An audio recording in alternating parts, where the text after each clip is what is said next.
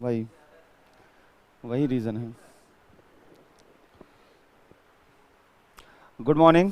तो हम लोगों ने लास्ट क्लास तक देखा हुआ था जो यूनियन एग्जीक्यूटिव है, यानी संघ की कार्यपालिका के बारे में हम लोगों ने देखा हुआ था। अब जो हम लोगों को देखना स्टार्ट करना है, हमें देखना है पार्लियामेंट के बारे में, यानी संसद के बारे में, जो कि केंद्र की संघ की विधायिका है, जहां पर कानून बनते हैं।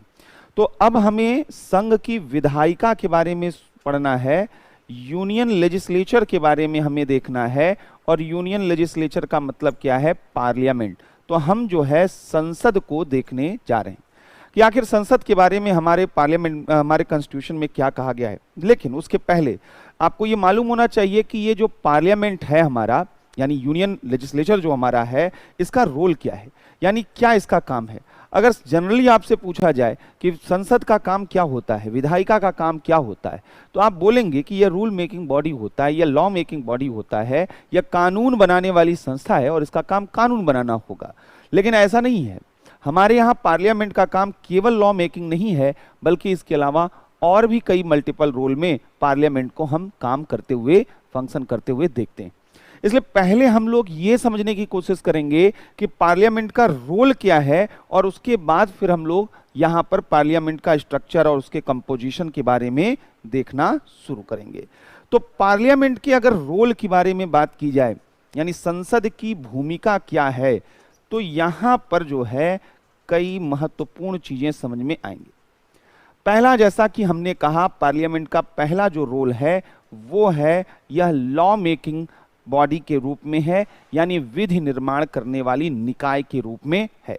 तो यानी इसका जो रोल है, रोल इन पॉलिसी मेकिंग और लॉ मेकिंग, विधि निर्माण में जो इसकी भूमिका है, कानून बनाने में इसकी भूमिका जो है वो हम देखेंगे। और हम आगे देखेंगे कि पार्लियामेंट वह 4 तरीके के कानून बनाते हुए दिखाई देता है। एक जिसे हम ऑर्डिनरी लॉ कहते हैं, यानी साधारण विधेयक कहते हैं।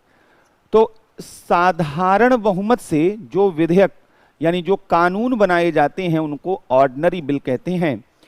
कुछ ऐसे होते हैं जो मनी से रिलेटेड होते हैं और कॉन्स्टिट्यूशन के आर्टिकल 110 में डिफाइंड है, मतलब उनकी परिभाषा दी गई है, जिन्हें हम धन विधेयक कहते हैं। इन्हें अलग से देखेंगे। फिर कुछ ऐसे बिल होते हैं जो ये दोनों से मिले जुले होते हैं, हाइब्रिड बिल होते हैं, यानी जिन्हें हम फाइनेंशियल बिल कहते हैं, वित्तीय विधेयक कहते हैं। तो मनी बिल अलग है और फाइनेंस बिल अलग है। और फाइनली कॉन्स्टिट्यूशनल अमेंडमेंट बिल, यानी संविधान संशोधन विधेयक। तो हम देखेंगे कि पार्लियामेंट ये 4 तरीके के विधेयक पारित करता है जो कानून का रूप लेते हैं। तो पार्लियामेंट का पहला काम क्या है? Law making. ये कानून बनाने वाला सबसे महत्वपूर्ण काम करता है। लेकिन यही इसका काम नहीं है। पार्लियामेंट जो है वह सेंटर है हमारे सभी डेमोक्रेटिक एक्टिविटीज का। इंडिया में हमारे पार्लियामेंट्री रूल में, गवर्नमेंट में जो भी यहां पर वह डेमोक्रेटिक एक्टिविटीज होती हैं, सभी डेमोक्रेटिक एक्टिविटीज का जो है वह क्या है? सेंटर पॉइंट यहां पर है। सभी लोकतांत्रिक गतिविधियों का केंद्र यहां पर पार्लियामेंट है। सभी लोकतांत्रिक गतिविधियों का केंद्र यहां पर है। और सभी लोकतांत्रिक गतिविधियों के केंद्र का मतलब क्या है यहां पर? आप खुद सोचिए कि पार्लियामेंट ही जो है वह गवर्नमेंट को फॉर्म करती है, यानी फॉर्मेशन ऑफ गवर्नमेंट। सरकार का गठन कौन करता है? सरकार का गठन लोकसभा ही तो करती है। लोकसभा में जिसके पास मेजॉरिटी होगी उसी की तो गवर्नमेंट होगी। जो भी नेशनल इश्यूज हैं उन पर डिबेट डिस्कोर्स कहां पर होते हैं? क्या कानून केवल पार्लियामेंट में बनते हैं, या कोई भी मुद्दा जो नेशनल इंपॉर्टेंस का हो वहां डिबेट और डिस्कोर्स भी होते हैं? तो वहां राष्ट्रीय मुद्दों पर विचार विमर्श भी होते हैं, डेलिब्रेशन भी होते हैं, डिबेट डिस्कशन डिस्कोर्स होते हैं। तो राष्ट्रीय मुद्दों पर विचार विमर्श का केंद्र है हमारा पार्लियामेंट। वहां पर डिबेट डिस्कशन होते हैं। इसके साथ साथ यहां पर देखा जाता है कि जब पार्लियामेंट में ऐसे डिबेट डिस्कशन होते हैं और पब्लिक उन्हें देख रही होती है, वॉच कर रही होती है टेलीविजन में, तो पब्लिक का ओपिनियन भी वहां पर फ्रेम हो रहा होता है, यानी जनमत का निर्माण भी कौन कर रहा होता है, वह पार्लियामेंट के डिबेट। ये जो पार्लियामेंट्री डिबेट है ना, ये हमारे थॉट प्रोसेस को, हमारे ओपिनियन को काफी हद तक डिफाइन करते हैं। और इसलिए अगर देखा जाए तो हमारा पार्लियामेंट ऑल डेमोक्रेटिक एक्टिविटीज का एक सेंटर देखने को मिल सकता है, जहां गवर्नमेंट का फॉर्मेशन भी हो रहा है, जहां डिबेट डिस्कशन भी हो रहा है, जहां पब्लिक ओपिनियन को फ्रेम किया जा रहा है। बहुत सी चीजें यहां पर देखने को मिलती हैं। तीसरा और सबसे महत्वपूर्ण पार्लियामेंट का जो रोल है, हमारा पार्लियामेंट का काम केवल और केवल लॉ बनाना नहीं है, जैसे कि अगर यूएस में देखा जाए, बल्कि हमारे यहाँ पार्लियामेंट का काम एग्जीक्यूटिव को अकाउंटेबल बनाना और उस पर कंट्रोल करना है, यानी लेजिस्लेटिव कंट्रोल ऑन एग्जीक्यूटिव। यह विधायिका है, यह संसद है, जिसका नियंत्रण किस पर होगा, यहाँ की कार्यपालिका पर होगा।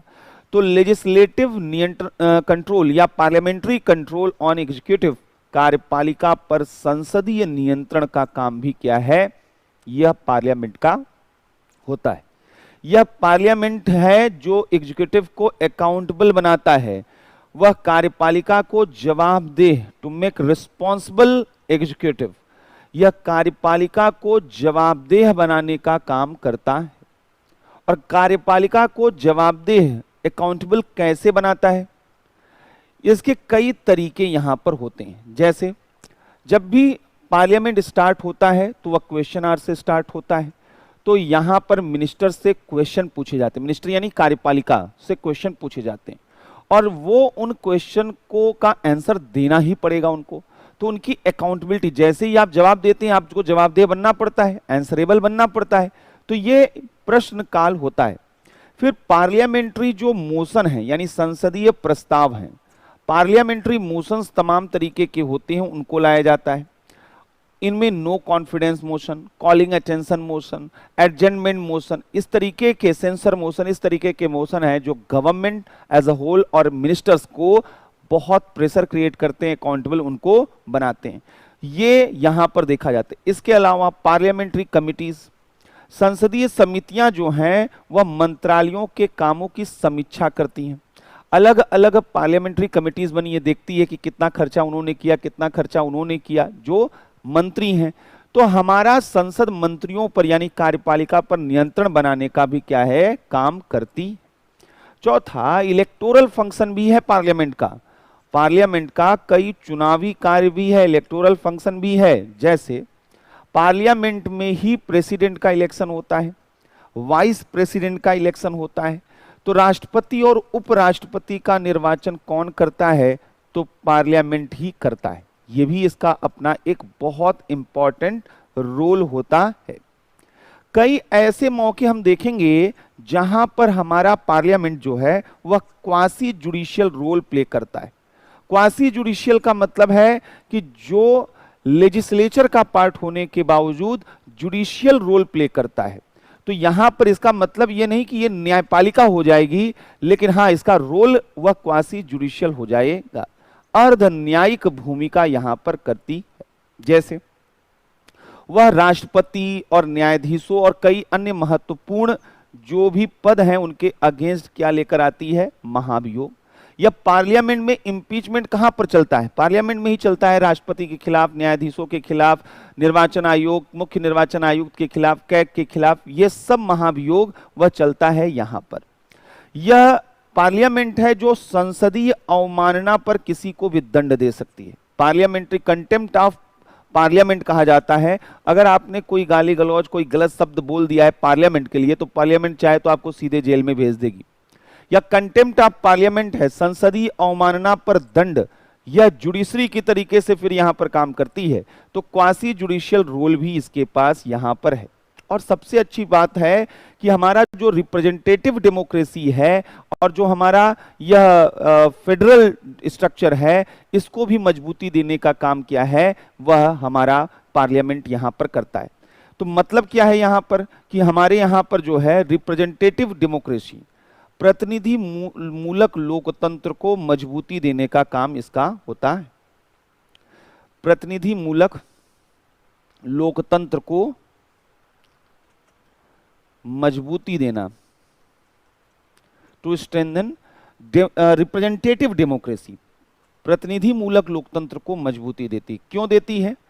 क्योंकि यहां पर जो है हमारे पार्लियामेंट में पूरे देश के सभी वर्गों का क्या हो पाता है, रिप्रेजेंटेशन हो पाता है। यहां पर देश के सभी वर्गों का वह रिप्रेजेंटेशन हो पाता है, देश के सभी वर्गों का यहां पर प्रतिनिधित्व हो पाता है। तो यहां पर देश के सभी वर्गों का प्रतिनिधित्व हो पाता है और जनता के द्वारा चुने हुए लोग होते हैं। दूसरा, संघीय ढांचा, जो हमारा फेडरल स्ट्रक्चर है ना, संघीय ढांचे को भी मजबूती देती है। कैसे? हमारे यहां फेडरल स्ट्रक्चर का मतलब क्या है? जहां पर पावर वह दो लेयर की गवर्नमेंट में बटा हुआ है, एक यूनियन गवर्नमेंट और एक state government. Union government government of India, Modi ji की सरकार, और स्टेट गवर्नमेंट पश्चिम बंगाल की सरकार, ममता जी की सरकार। दोनों के पास अपने अपने पावर हैं और वहां पर अब अच्छी बात क्या है कि हम क्या चाहते हैं कि दोनों मिलजुल कर काम करें, लेकिन आप देखते ही रहते हैं कई बार विरोधी दल होते हैं तो कन्फ्रंटेशन होता है। तो ऐसे में हमने एक हाउस बनाया जिसका नाम हमने राज्यसभा कहा है, जहां पर राज्यों के द्वारा अपने प्रतिनिधि भेजे जाते हैं। तो पार्लियामेंट का जो राज्यसभा है वह असल में स्टेट का रिप्रेजेंटेशन करता है। तो यूनियन में, केंद्र में राज्यों का प्रतिनिधित्व वह राज्यसभा के जरिए होता है। इससे रिलेशन अच्छे किए जा सकते हैं। तो राज्यों का प्रतिनिधित्व यहां पर होता, राज्यों का प्रतिनिधित्व यहां पर होता। क्लियर है? ये तो था हमारा ओवरऑल कि क्या पार्लियामेंट का रोल है। अब आइए हम लोग यहां पर बात करते हैं पार्लियामेंट के जनरल चीजों के बारे में, कैसा इसका ऑर्गेनाइजेशन है, इसका इंस्टीट्यूशन कैसा है, इसके स्ट्रक्चर कैसे हैं, कौन मेंबर है, कैसे मेंबर है, ये सारी चीजें। तो अब हम लोगों को यहां पर डिटेल में देखना है पार्लियामेंट के बारे में। पार्लियामेंट के बारे में पहला जो सबसे इंपॉर्टेंट चीज पढ़ना है, कॉन्स्टिट्यूशन ऑफ पार्लियामेंट, कैसे इसका गठन होता है। ये पहले भी हम लोगों ने बात किया है। आर्टिकल 79 कहता है there shall be a parliament for the union which shall consist of the president and two houses to known respectively as the council of state and the house of the people। यानी यहां पर जो है पहली शुरुआत अगर हम करें कि संसद का जो संरचना है, यहां से कॉन्स्टिट्यूशन ऑफ पार्लियामेंट की अगर हम बात करें तो हमने कहा पहली चीज है आर्टिकल 79। आर्टिकल 79 कहता है पार्लियामेंट के 3 पार्ट हैं। पहला यहां पर बोला गया है कि अपर हाउस, जिसे राज्यसभा काउंसिल ऑफ स्टेट कहते हैं, lower house House of people यानी लोकसभा जिसे कहते हैं, और तीसरा प्रेसिडेंट जिसे हम कहते हैं। तो ये तो आर्टिकल 79 के थ्रू यहां पर बताया गया। अब सवाल क्या है कि हमने प्रेसिडेंट को पढ़ लिया है, हमारा फोकस इन दोनों पर होना चाहिए। पहले हम लोग राज्यसभा पर पढ़ेंगे और आर्टिकल 80 से वह राज्यसभा के बारे में चीजें यानी काउंसिल ऑफ स्टेट के बारे में स्टार्ट हो जाती हैं। आर्टिकल 80 से ये रिलेटेड यहां पर है। आर्टिकल 80 राज्यसभा के बारे में है। तो पहले यहां पर समझते हैं कि इसका कंपोजिशन, इसका संगठन क्या है, कैसे जो है राज्यसभा काम करती है। तो बोला गया है the council of state shall consist of 12 members to be nominated by the president. यानी पहली चीज है कि इसमें कितने सदस्य हैं अभी भूल जाइए, 12 सदस्य यहां पर जो है राष्ट्रपति के द्वारा नामांकित किए जाते हैं और 238 representative of the states and of the union territory. तो 238 लोगों को वह संघ राज्यों से और संघ शासित क्षेत्रों से लिया जाता है। 238 ये और 12 नामांकित, यानी मैक्सिमम नंबर जो राज्यसभा में हो सकता है। कितने लोग हो सकते हैं? तो राज्यसभा अधिकतम सदस्य संख्या यहां पर 250 हो सकती है। तो यहां पर हम लोग शुरू करें कि राज्यसभा क्या और कैसे, ये पहले दिमाग में रखना है कि हमारा जो राज्यसभा है उसमें 250 सदस्य हो सकते हैं। इस राज्यसभा के बारे में कुछ पहले बेसिक पॉइंट्स समझिएगा, फिर इन फिगर्स के बारे में, इन नंबर्स के बारे में समझेंगे। पहली चीज है कि राज्यसभा अपर हाउस है, इसे उच्च सदन कहा जाता है। इसकी एक बड़ी वजह है कि इसमें माना जाता है कि वो लोग पार्टिसिपेट करते हैं या वो लोग यहाँ मेंबर बनकर आते हैं जो लिटरेट होते हैं, जो पढ़े लिखे लोग होते हैं। असल में ये कंसेप्ट जो अपर और लोअर हाउस का था ये ब्रिटेन से आया था, और ब्रिटेन में जो वहां का अपर हाउस माना जाता था उसे हाउस ऑफ लॉर्ड माना जाता था। हाउस ऑफ लॉर्ड में जो लॉर्ड लोग होते थे वह जनता के द्वारा चुने नहीं जाते थे, बल्कि वह समाज के सबसे एलिट, सबसे नोबल जो फैमिली होती थी वहां से उन लोगों को चुना जाता था। इसलिए उनको वहां पर अपर हाउस बोला जाता था, क्योंकि उनको ज्यादा एक्सपीरियंस, ज्यादा एलिट, ज्यादा जो है वह सोसाइटी के हाई क्लास से आते थे, इसलिए उनको अपर हाउस कहा जाता था। लेकिन अगर हम अपने यहाँ इसको राज्यसभा को अपर हाउस कह रहे हैं तो ये रीजन तो है ही कि हम ये मानते हैं कि जो लोग लोकसभा के चुनाव में भाग नहीं लेते हैं, जेंटलमैन, यानी जो लोग बहुत ही ज्यादा, यह हाउस ऑफ टैलेंट जिसको कह सकते हैं, योग्यता का सदन, यहाँ पर अच्छे पढ़े लिखे लोग जो चुनावी राजनीति नहीं जानते हैं वो सीधे राज्यसभा में आ जाते हैं। और वैसे भी प्रेसिडेंट साहित्य, विज्ञान, कला, समाज सेवा से 12 लोगों को यहाँ पर भेजता है, तो निश्चित रूप से इसका जो टैलेंट है, जो यहाँ पर मेरिट है, वह राज्यसभा की बढ़ जाती है। एक दूसरा वजह और भी है कि इसे हम अपर हाउस कहते हैं। लोकसभा यानी दूसरा जो हाउस है वो 5 साल में डिसॉल्व हो जाता है, लेकिन यह एक परमानेंट हाउस है। राज्यसभा क्या है? अस्थाई सदन, यानी कभी भी यह विघटित होगा ही नहीं, यह हमेशा काम करता रहेगा, यह अस्थाई सदन है। तीसरी और महत्वपूर्ण चीज है कि यह हाउस ऑफ स्टेट है, काउंसिल ऑफ स्टेट कहते हैं ना, यह राज्यों का सदन है। राज्यों का सदन होने की वजह से इसको फेडरल हाउस के रूप में भी देखा जाता है। यह हाउस ऑफ स्टेट है, यह फेडरल हाउस के रूप में है, यह भी यहां पर ध्यान रखना है। तो ये यहां पर ध्यान रखना है कि ये किस तरीके का यहां पर है। और अगर हम यहीं पर वह अपर हाउस के बारे में कंपेयर भी कर ले दुनिया के अलग अलग देशों में, यानी खासकर 2 देशों में, अगर हम बात करें यहां पर ब्रिटेन की और हम अगर बात करें यहां पर यूएसए की, अभी जैसा हमने बात किया, ब्रिटेन की अगर हम बात करें तो यहां पर हाउस ऑफ लॉर्ड्स जो है उसके वो वहां का माना जाता है वह upper house, House of Lords, वो वहां का अपर हाउस माना जाता है। और अमेरिका का अपर हाउस कौन सा है? सीनेट। यहां का अपर हाउस सीनेट है, वहां का हाउस ऑफ लॉर्ड्स है। तो हाउस ऑफ लॉर्ड और हाउस ऑफ सीनेट यहां पर माना जाता है।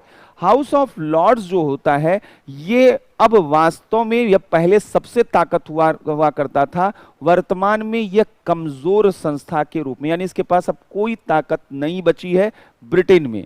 और अगर अपर हाउस में बोला जाए पूरी दुनिया में सबसे ताकतवर वह अपर हाउस कौन सा है, तो वह सीनेट है। और भारत का स्थान इन दोनों के बीच में है, यानी भारत के अपर हाउस के पास भी कई महत्वपूर्ण अधिकार हैं, लेकिन वह अमेरिका का सीनेट नहीं है, लेकिन वह ब्रिटेन का हाउस ऑफ लॉर्ड्स भी नहीं है। तो ये ध्यान रखने वाली चीज है। कई बार आंसर में लिखते वक्त अगर ये टर्मिनोलॉजी इस्तेमाल करते हैं कि मतलब कंपेरेटिव जो है, तो एग्जामिनर को ठीक लगता है कि चलो इसको जो है, इसीलिए तो सिलेबस में भी दिया गया है कि कंपैरिजन कीजिए आप दुनिया के अन्य कॉन्स्टिट्यूशन से। तो एक तो यहां पर ये चीजें हैं। अब दूसरी चीज जो हमें समझना है, दूसरा समझना है कि यहां पर राज्यसभा की अधिकतम सदस्य संख्या क्या है, मैक्सिमम स्ट्रेंथ कितनी हो सकती है। तो अधिकतम सदस्य संख्या 250, अभी अभी आपने देखा अधिकतम सदस्य संख्या कितनी है, 250 है। 250 लोग यहां पर चुने जा सकते हैं। इन 250 में आपने देखा कि 2 पार्ट में इसको बाइफरगेट किया गया है, 238 और 12। 238 मेंबर फ्रॉम स्टेट्स, राज्य और संघ शासित क्षेत्र से, राज्यों से और यूटीज से।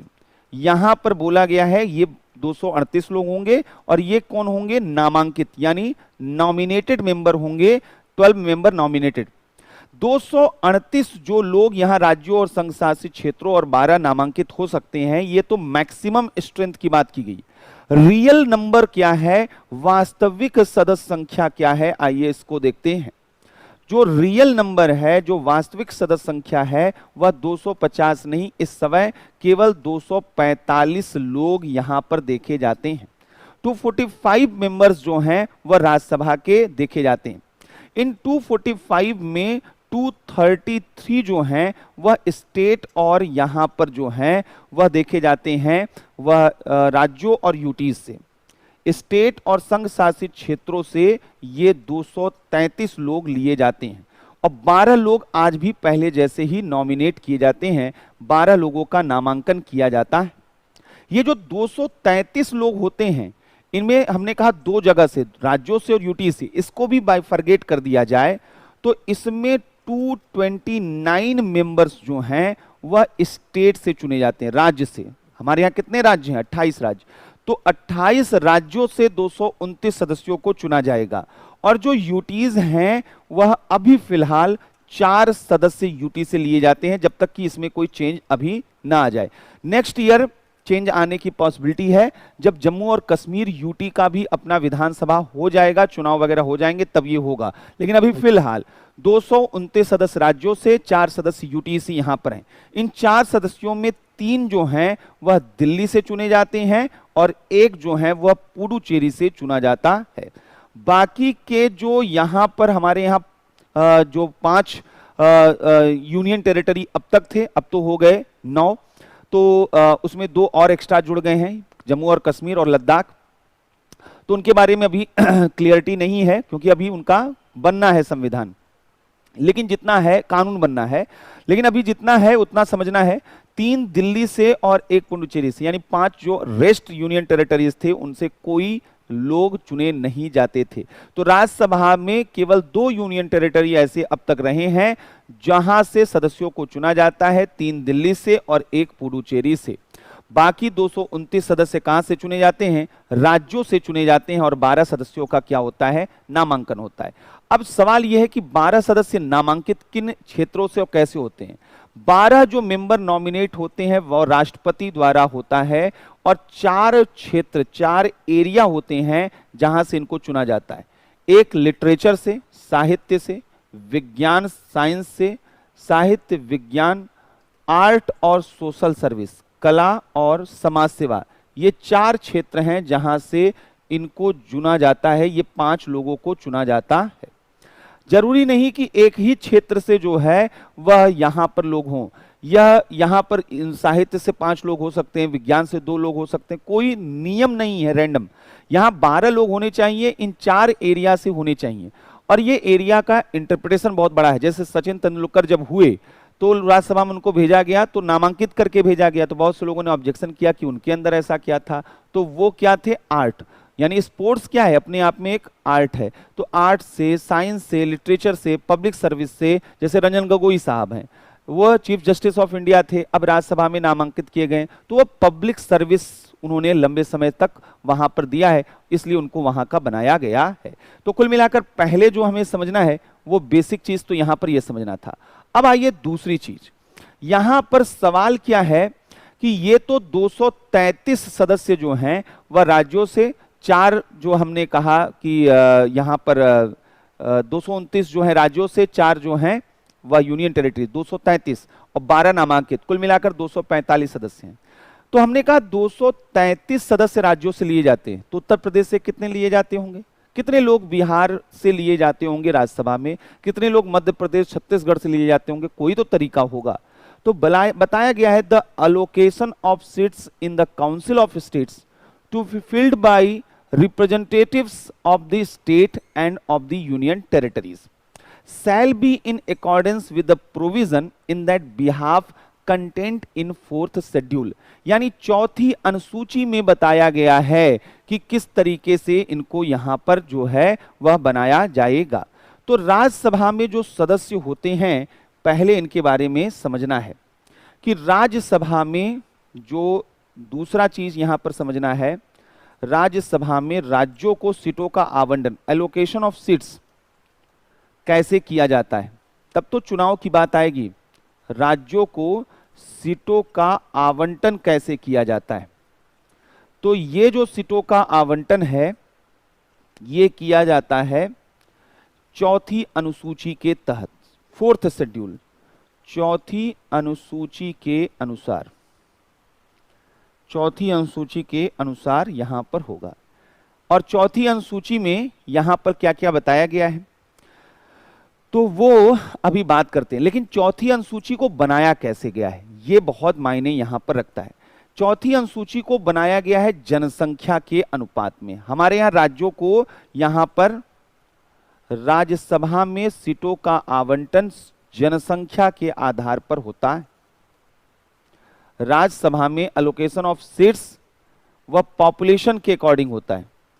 सीटों का आवंटन जनसंख्या के अनुसार होता है। जनसंख्या के अनुसार का मतलब क्या है? जहां पर ज्यादा पॉपुलेशन होगी वहां एक रेशियो बनाया जाएगा पूरे देश के लिए। जहां ज्यादा पॉपुलेशन होगी वहां नंबर ऑफ सीट्स ज्यादा होंगी, जहां कम पॉपुलेशन होंगी वहां कम नंबर ऑफ सीट्स होंगी। लेकिन अब यहां पर समझने वाली चीज क्या है कि इसका मतलब यह है कि अलग अलग स्टेट को नंबर ऑफ सीट्स क्या होंगी? अलग अलग होंगी।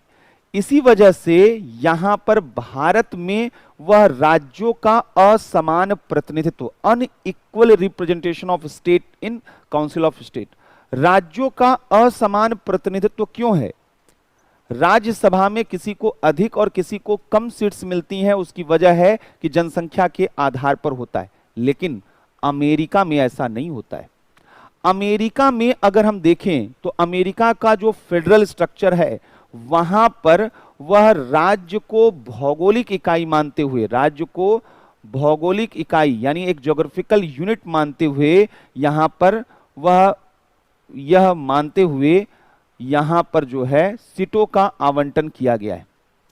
जनसंख्या नहीं, यहां भौगोलिक इकाई मानते हुए सीटों का आवंटन, यानी उनको एक इकाई मान लिया गया और कहा गया सबको समान सीट्स मिलेंगी, चाहे छोटे हो या बड़े। वहां पर 50 स्टेट्स हैं अमेरिका में, 50 स्टेट हैं, समान आवंटन यहां पर किया गया है, समान प्रतिनिधित्व, यानी राज्यों का समान प्रतिनिधित्व होता है, इक्वल रिप्रेजेंटेशन। अमेरिका में 50 स्टेट हैं, हर स्टेट को 2 मेंबर सीनेट में भेजने का अधिकार, सीनेट वहां का अपर हाउस है, हर वहां पर स्टेट को 2 वहां पर भेजने का अधिकार है। तो सीनेट में कुल मिलाकर कितने मेंबर होते हैं सीनेट में? वहां पर वह 100 सदस्य होते हैं। 50 स्टेट हैं, हर स्टेट को 2 वहां पर प्रतिनिधि भेजने का अधिकार है, यानी 100 सदस्य यहां पर सीनेट में होते हैं। इसीलिए अमेरिका के कॉन्स्टिट्यूशन को सिमेट्रिक फेडरलिज्म के नाम से, सिमेट्रिक यानी सममित, समान संघवाद, सिमेट्रिक फेडरलिज्म के नाम से जानते हैं। अमेरिका के फेडरल स्ट्रक्चर को किस नाम से जानते हैं? सिमेट्रिक फेडरलिज्म के नाम से जानते हैं। क्लियर है? सिमेट्रिक फेडरलिज्म, इक्वल रिप्रेजेंटेशन यहां पर होता है। और इंडिया में क्या है? इंडिया में ऐसा नहीं है। इंडिया में स्टेट का अनइक्वल रिप्रेजेंटेशन है। यहां अलग अलग स्टेट को अलग अलग यहां पर नंबर्स दिए गए हैं। इसीलिए इंडिया में माना जाता है कि यहां असममित संघवाद है, असममित संघवाद यहां पर है, असिमेट्रिक यहां फेडरलिज्म देखने को मिलता है, अनइक्वल रिप्रेजेंटेशन ऑफ स्टेट यहां पर देखने को मिलता है। अब एक और महत्वपूर्ण चीज यहीं पर समझते चलिएगा, और वो ये है कि पॉपुलेशन के अकॉर्डिंग यहां पर अलग अलग स्टेट को house of council of state में सीट्स दी गई है। अगर ऐसा है तो ये जनसंख्या, ये पॉपुलेशन कौन सी है? तो पॉपुलेशन शुरुआती दौर में माना गया था जो भी लेटेस्ट पॉपुलेशन हो, सेंसस होगा, जनगणना होगा, उसके अकॉर्डिंग जो है हर साल ये बदला जाएगा जिस जनसंख्या के हिसाब से। लेकिन 1970 में हमारे यहाँ फैमिली प्लानिंग प्रोग्राम चला, परिवार नियोजन कार्यक्रम। इस फैमिली प्लानिंग प्रोग्राम को साउथ इंडियन स्टेट ने बहुत अच्छे तरीके से इंप्लीमेंट किया, इसलिए वहां का पॉपुलेशन का जो फर्टिलिटी रेट था, जो वहां का चीजें थी, वो स्टेबलाइज हो गई। 2.1 का हमने वहां पर टारगेट बनाया और आसानी से वो अचीव हो गया पूरे देश का, साउथ इंडिया में। लेकिन इसी दौरान नॉर्थ इंडिया अपना रिकॉर्ड पे रिकॉर्ड बनाया जा रहा था, यानी यहां पर 4 या 5 से भी ज्यादा टोटल फर्टिलिटी TFR वहां पर बनी हुई थी, यानी एक एक घर में 4-4, 5-5, 6-6 बच्चे वहां पर हो रहे थे। जनसंख्या विस्फोट यहां पर बना हुआ था।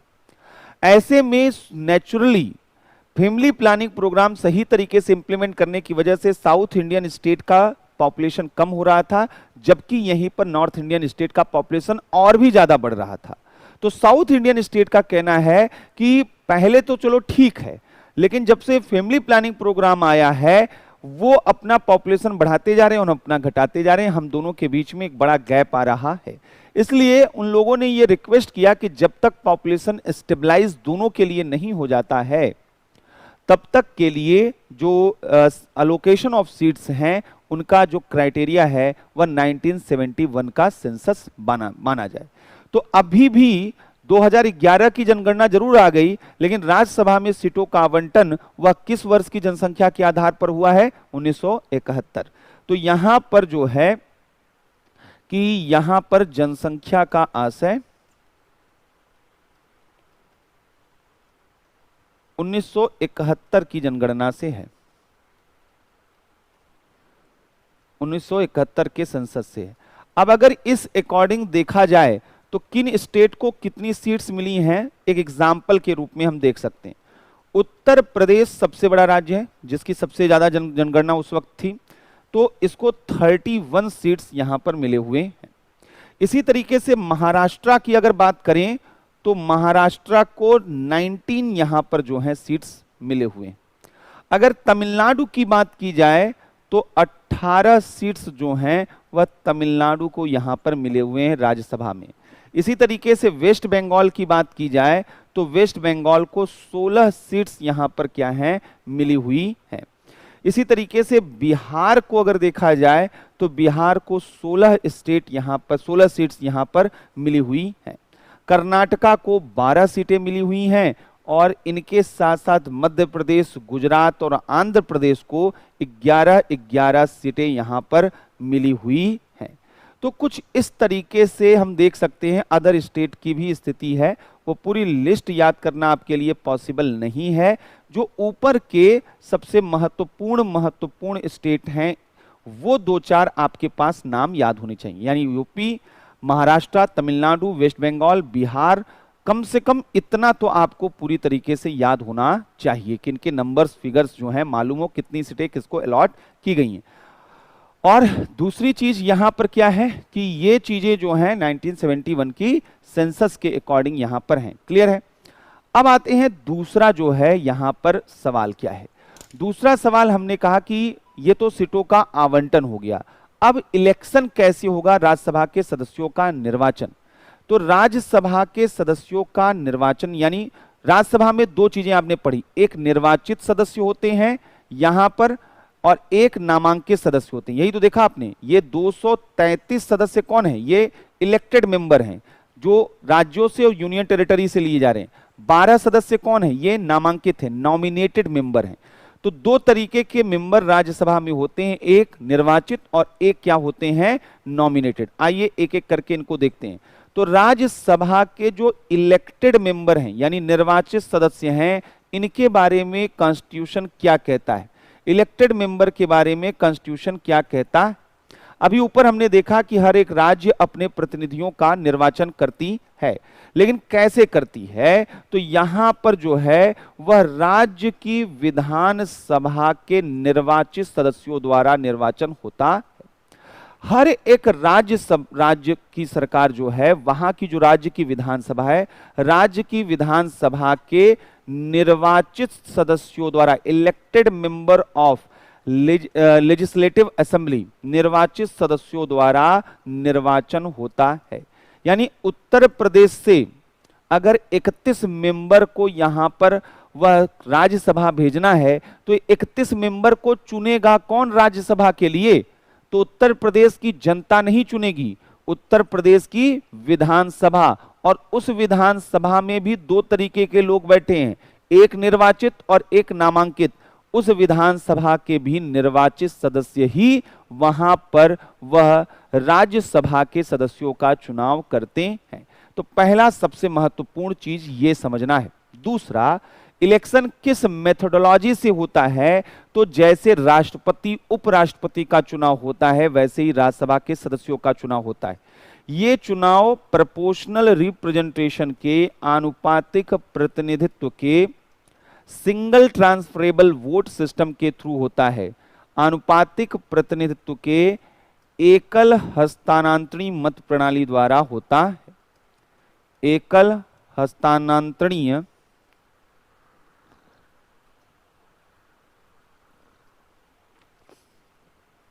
प्रणाली द्वारा होता है। पहली चीज तो यह समझना है। मतलब क्या है? जैसे एग्जाम्पल समझिए, अगर यूपी में 402 सीटें हैं, ठीक है, और 11 मेंबर जो हैं वो चुनने हैं। हम 11 का अभी आंकड़ा लेके चल रहे हैं, 11 लोगों को चुनना है। 11 राज्यसभा में सांसद यूपी विधानसभा को भेजना है, 402 लोग वहां पर हैं। अब इन 402 लोगों में बीजेपी के पास जो हैं 326 लोग हैं विधायक, सपा के पास 47 विधायक हैं, बसपा के पास 19 विधायक हैं और कांग्रेस के पास भी 7 कितने जो हैं वहां पर विधायक हैं। अब यहां पर क्या किया जाएगा, प्रोपोर्शनल रिप्रेजेंटेशन, 402 जो हैं लोग हैं, 11 सीटें चुननी है तो हम भाग दे देंगे 402 में 11, यानी यहां पर जो है हम देखेंगे कि लगभग 38 के 11 और 3 72, तो ये मान के चलिए कि 37 36 37 जो है, हम 37 एक मोटा मोटी मान लेते हैं कि अगर डिवाइड करते हैं तो 37, यानी इसका मतलब क्या है 403, 2 विधायक हैं, 11 सीटें हैं चुनी जानी, तो हर सीट पर कितने विधायक का वोट जरूरी है, तो हर एक सीट को जीतने के लिए 37 विधायक का आपको वोट मिलना जरूरी है। अब अगर बीजेपी को 326 विधायक बीजेपी के साथ हैं, हर 37 विधायक पर एक सीट, तो इसका मतलब क्या है कि लगभग यहां पर जो है वह 9 सीटें जो हैं वो सीधे मिल जाएंगी किसको, बीजेपी को 9 सीटें। सपा को जो है यहां पर वह चूंकि 37 सीट पर एक सीट मिलेगी, इनकी 47 सीटें हैं, तो सपा को एक सीट तो आराम से क्या है मिल जाएंगी। लेकिन अभी यहां पर एक सीट और बची है। अब इस एक सीट में अगर बीएसपी के विधायक, कांग्रेस के विधायक, क्योंकि अलग अलग ये इनके पास इतना विधायक है ही नहीं कि वो एक पूरी सीट ले लें, 37 सीटें चाहिए, ये सब आपस में मिल जाएं तब कहीं जाकर वह एक विधायक चुना जाएगा। तो इस तरीके से प्रोपोर्शनल रिप्रेजेंटेशन से इनका क्या होता है, चुनाव होता। आनुपातिक प्रतिनिधित्व के एकल संक्रमणी मत प्रणाली द्वारा इनका चुनाव यहां पर किया जाता है। ये तो हो गया यहां पर। अब एक चीज और यहां पर समझिएगा कि राज्यसभा के निर्वाचन में दल बदल विरोधी कानून लागू नहीं होता है। एंटी डिफेक्शन लॉ जो है, दल बदल विरोधी कानून, एंटी डिफेक्शन लॉ लागू नहीं होता है। दल बदल विरोधी कानून लागू नहीं होता है, यानी अगर आप किसी दूसरी पार्टी के हैं और दूसरी पार्टी को वोट दे रहे हैं, ऐसा किया जा सकता है। और यहां पर नोटा का प्रयोग नहीं होता है। यह भी ध्यान रखना है कि नोटा का प्रयोग वह लोकसभा के चुनाव में होता है, नोटा का प्रयोग राज्यसभा के चुनाव में नहीं होता है। अब एक चीज तो क्लियर होनी चाहिए कि राज्यों में राज्यसभा के सदस्यों का चुनाव कैसे होता है, लेकिन राज्यों से, लेकिन संघ शासित क्षेत्रों के संबंध में क्या है, तो संघ शासित क्षेत्र यानी यूनियन टेरिटरीज, संघ शासित क्षेत्रों के प्रतिनिधि, वो इनके जो प्रतिनिधि हैं वो इस तरीके से चुने जाएंगे जैसा पार्लियामेंट रूल बनाए, जैसा संसद विधि बनाए। तो यहां पर यह पार्लियामेंट को बोला गया है। अभी फिलहाल हमने कहा 2 यूनियन टेरिटरीज वह प्रेसिडेंट के राज्यसभा के सदस्यों को चुनकर भेजती हैं, दिल्ली और पुडुचेरी, और इनके यहां पर वह विधानसभा है और विधानसभा के माध्यम से चुनकर भेजा जाता है। अब आइए दूसरी चीज समझते हैं, जो नॉमिनेटेड मेंबर हैं, हाउस काउंसिल ऑफ स्टेट के राज्यसभा के जो नॉमिनेटेड मेंबर हैं, नामांकित सदस्य यहां पर, तो यहां पर हमने कहा कि 12 मेंबर्स जो हैं उनको यहां पर वो किया जाता है। तो कौन करता है, राष्ट्रपति, राष्ट्रपति द्वारा किया जाता है। 12 मेंबर जो हैं, 12 नामांकित सदस्य होते हैं, और ये 12 नामांकित सदस्य हमने पहले ही कहा 4 क्षेत्रों से होते हैं। यहां साहित्य, समाज सेवा, कला, साहित्य से, समाज सेवा से, कला और विज्ञान। देखिए यहां पे क्या है, लिटरेचर, साहित्य, विज्ञान, कला और समाज सेवा, यही क्रम याद होना चाहिए, लिटरेचर, साइंस, आर्ट और सोशल सर्विस। तो यहां पर साहित्य, विज्ञान, कला और समाज सेवा, ये 4 क्षेत्रों से यहां पर होने चाहिए। इनको 12 सदस्यों को नामांकित किया जाता है। अब एक चीज समझने वाली चीज है, ये फिर नॉमिनेटेड मेंबर और इलेक्टेड मेंबर में अंदर क्या होता है? क्या दोनों अलग अलग होते हैं? क्या दोनों की पावर अलग अलग होते हैं, प्रिविलेज अलग अलग होते हैं? जो लोग इलेक्ट किए जाते हैं वो ज्यादा मायने रखते हैं, जो लोग नॉमिनेट किए जाते हैं वो अलग मायने रखते हैं। क्या ऐसा है? क्या इलेक्टेड मेंबर मिनिस्टर्स हो सकते हैं? क्या इलेक्टेड मेंबर वहां पर मतदान का इस्तेमाल करते होंगे? इलेक्टेड मेंबर आखिर क्या पावर रखते हैं, ये थोड़ा जानना आपके लिए क्या है, जरूरी है। तो नामांकित सदस्य जो हैं, नॉमिनेटेड मेंबर, सही बात है, पूरा इक्वल पावर है जैसा इलेक्टेड मेंबर के पास होता है। नामांकित सदस्यों को इलेक्टेड मेंबर की भांति ही, निर्वाचित सदस्यों की भांति ही सभी शक्तियां और विशेषाधिकार, सभी पावर्स इनके पास होते हैं। सभी शक्तियां, विशेषाधिकार, प्रिविलेजेस, इम्यूनिटीज, उन्मुक्तियां, सब कुछ वैसी ही होती हैं जैसा इलेक्टेड मेंबर्स के पास होती हैं। ये निर्वाचित सदस्यों की भांति ही ये सदन की कार्यवाही में भाग ले सकती हैं, यानी मतदान वगैरह सब ये कर सकती हैं। सदन की कार्यवाही में इनकी पूरी सक्रिय भागीदारी होती है। मंत्री के रूप में नियुक्त हो सकते हैं, ये मिनिस्टर्स हो सकते हैं नामांकित सदस्य, भले ही आज तक नहीं हुए हों, लेकिन मंत्री के रूप में नियुक्त हो सकते हैं। हालांकि अभी तक ऐसा नहीं हुआ है। नॉमिनेटेड मेंबर मिनिस्टर्स बन सकते हैं, हो सकते हैं। तो इनके पास सारा वो पावर होता है जो कि यहां पर वह इलेक्टेड मेंबर के पास होता है। तो अलग मत समझिएगा। हाँ, कुछ जगह पर थोड़ा सा डिफरेंस है, जैसे कि ये राष्ट्रपति के इलेक्शन में पार्टिसिपेट नहीं कर सकते हैं। राष्ट्रपति के निर्वाचन में भाग नहीं ले सकते हैं। ये राष्ट्रपति के इलेक्शन में पार्टिसिपेट नहीं कर सकते। ये अलग बात है कि उसके इंपीचमेंट में भाग लेते हैं, भाग नहीं ले सकते हैं, नहीं ले सकते, ठीक है। हालांकि महाभियोग में ले सकते हैं, महाभियोग में भाग ले सकते हैं। अगर उपराष्ट्रपति की बात की जाए तो क्या वाइस प्रेसिडेंट के इलेक्शन में पार्टिसिपेट करते हैं नॉमिनेटेड मेंबर? क्या उनके रिमूवल में पार्टिसिपेट करते हैं नॉमिनेटेड मेंबर? बिल्कुल। तो उपराष्ट्रपति के निर्वाचन और पदमुक्ति दोनों में और रिमूवल, इलेक्शन और रिमूवल में भाग ले सकते हैं। नॉमिनेटेड मेंबर भाग ले सकते हैं, दे कैन पार्टिसिपेट। तो ये हो सकता है। एक और यहां पर इंपॉर्टेंट चीज है, वो भी जानना बहुत जरूरी है। जब इलेक्शन का टाइम आता है तो एक कानून है जो यहां पर सब लोगों को रेगुलेट करता है। ये आपके सिलेबस में भी है, पीपल्स रिप्रेजेंटेशन एक्ट। तो चूंकि उसकी बहुत सी धाराएं अलग अलग जगह पर पढ़नी है, तो हम उसको पढ़ते पढ़ते अंतिम में हमारे लिए वो आसान हो जाता है। तो पीपल्स रिप्रेजेंटेशन एक्ट में एक बात कही गई है कि जो इलेक्टेड मेंबर होते हैं वो जब नॉमिनेशन अपना भरने जाते हैं, अभी आपने सुना होगा नामांकन भरने जा रहे थे तो यूपी में बहुत जो है हिंसा, अलग अलग जगहों पे झड़प देखी गई, बोला गया किसी का नामांकन पर्चा फाड़ दिया गया, छीन लिया गया, ये सब बातें हो रही थी। ये जो नॉमिनेशन फॉर्म है ये बेसिकली आपका डिक्लेरेशन है। आप वहां पर बताते हैं कि आपकी प्रॉपर्टी कितनी, यानी असेट्स कितना आपके पास है, आपका एजुकेशनल बैकग्राउंड कितना है, आपका क्रिमिनल बैकग्राउंड कैसा है। ये एक तरीके का सेल्फ डिक्लेरेशन है। आप बता रहे हैं कि हम ऐसे हैं, और अगर उसमें लिखी हुई बातें झूठी हो गई तो आपका कैंडिडेचर जो है वो खत्म हो जाएगा, आपकी मेंबरशिप खत्म हो जाएगी।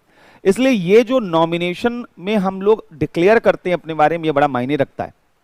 तो जब इलेक्टेड रिप्रेजेंटेटिव की बात आती है, यानी जो राज्यसभा में निर्वाचित होकर आते हुए लोग हैं, उनके चूंकि उनका निर्वाचन होता है, इसलिए वहां पर जरूरी होता है कि वो डिक्लेयर करें कि उनकी असेट्स क्या हैं, लाइबिलिटीज क्या हैं, एजुकेशनल और क्रिमिनल बैकग्राउंड क्या है, ये उनके लिए जरूरी है। नॉमिनेटेड मेंबर्स को यह रिलैक्सेशन दिया गया है कि इन्हें नहीं बताने की जरूरत है कि इनकी प्रॉपर्टी क्या या कैसे जो है यहां पर है। तो ये एक स्पेशल फीचर्स इनके साथ जुड़ जाता है। तो जनप्रतिनिधित्व अधिनियम के तहत निर्वाचित सदस्यों को, इलेक्टेड मेंबर को, नॉमिनेटेड मेंबर को, नामांकित सदस्यों को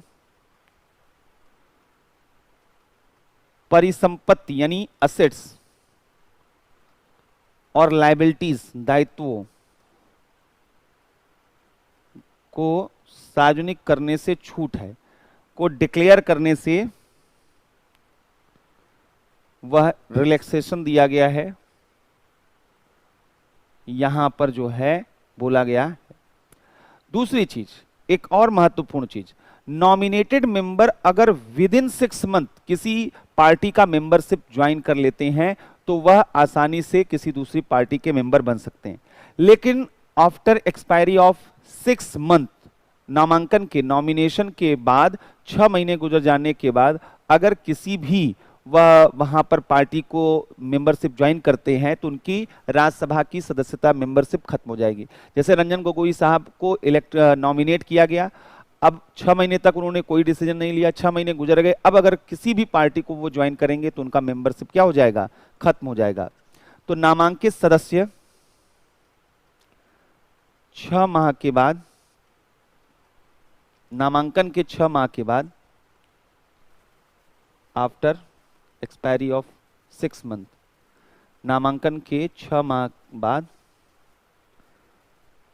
किसी दल में शामिल होता है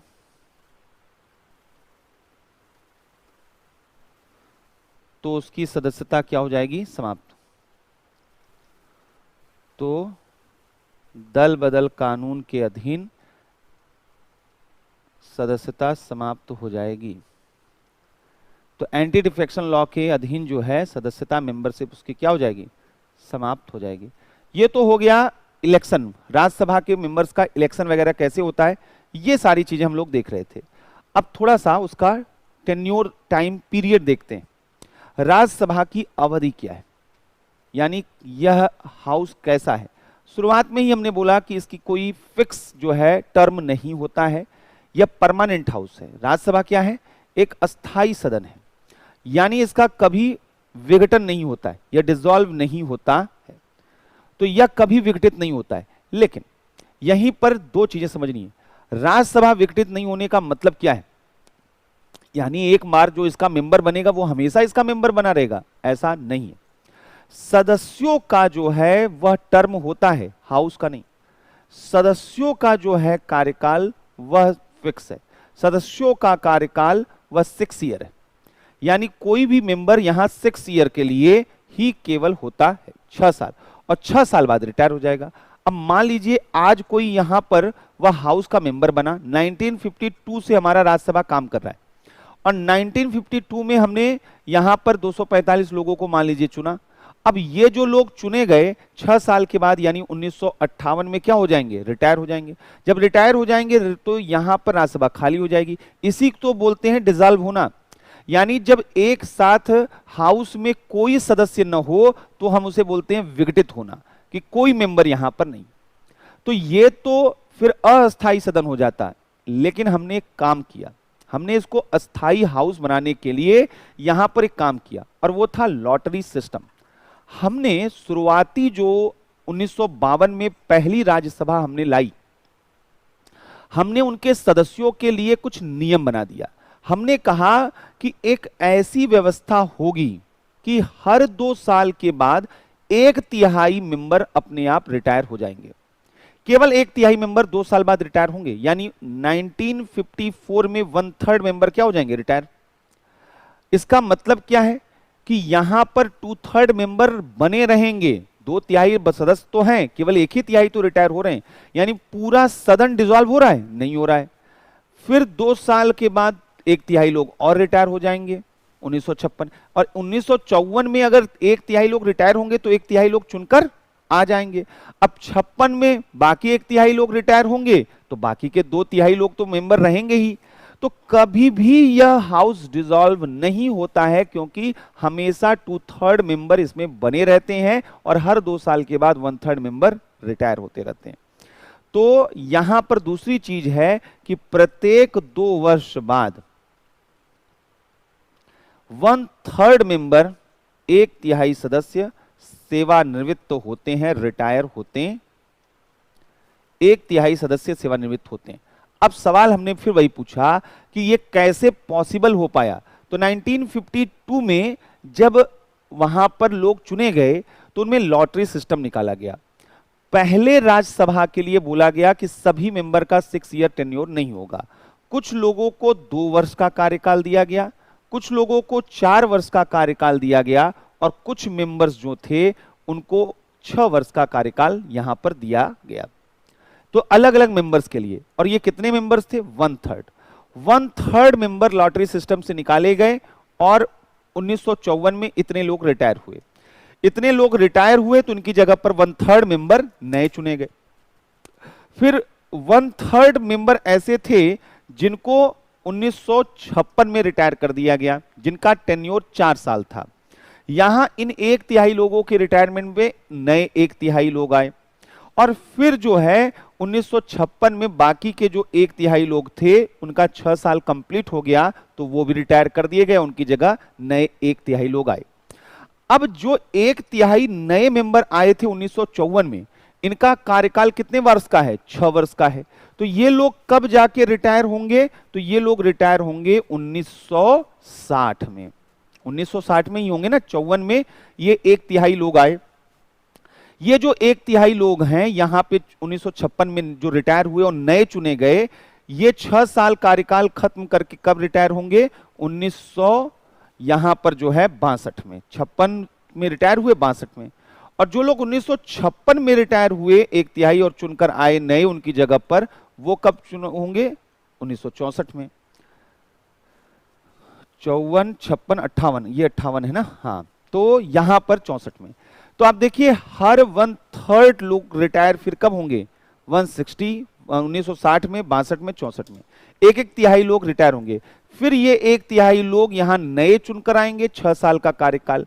1/3 लोग नए चुन के आएंगे, 6 साल का कार्यकाल। तो यह एक साइक्लिक तरीके से, चक्रीय तरीके से यहां पे हर सदस्य 6 वर्ष का कार्यकाल खत्म करेंगे और एक ऐसी व्यवस्था हो गई कि हर 2 वर्ष के बाद 1/3 लोग यहां पर क्या निर्वाचित हो जाते हैं। यानी एक साथ यहां पर यह हाउस कभी भी पूरा विघटित नहीं होता है। एक और चीज समझिएगा जो इंपॉर्टेंट है, अगर कोई मेंबर अपना पूरा कार्यकाल कंप्लीट नहीं कर पाया, किसी वजह से मृत्यु हो गई, त्यागपत्र हो गया किसी वजह से, तो उस व्यक्ति की जगह पर जो नया सदस्य निर्वाचित होकर आएगा उसका कार्यकाल कितना होगा? राज्यसभा में यह नहीं बोला गया है कि जो नया सदस्य आएगा उसे पूरा कार्यकाल दिया जाएगा। अगर उस व्यक्ति की जगह पर कोई नया सदस्य आएगा तो उसके कार्यकाल में जितना शेष बचा था केवल उतने कार्यकाल के लिए होगा। यानी अगर 2012 में कोई व्यक्ति जो है राज्यसभा के लिए चुना गया तो उसका कार्यकाल खत्म कब होना था? 2018 में। और 2014 में मान लीजिए उसकी मृत्यु हो गई और उसकी जगह पर कोई नया सदस्य चुना गया तो इस नए सदस्य का कार्यकाल कितने वर्ष होगा? 4 वर्ष होगा, 6 वर्ष नहीं होगा, जितना उसका टेन्योर बचा हुआ था। तो यहां पर जो है यदि राज्यसभा के किसी सदस्य का कार्यकाल किसी सदस्य के कार्यकाल की समाप्ति से पूर्व ही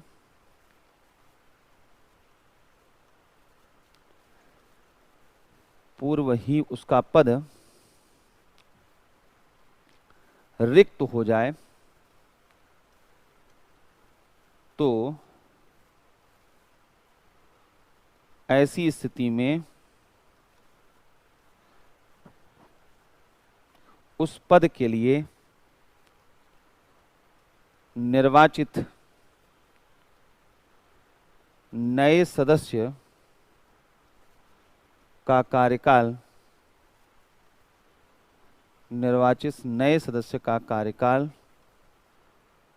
शेष अवधि के लिए होगा, शेष अवधि के लिए होगा, न कि पूरे 6 वर्ष के लिए, पूरे 6 वर्ष के लिए।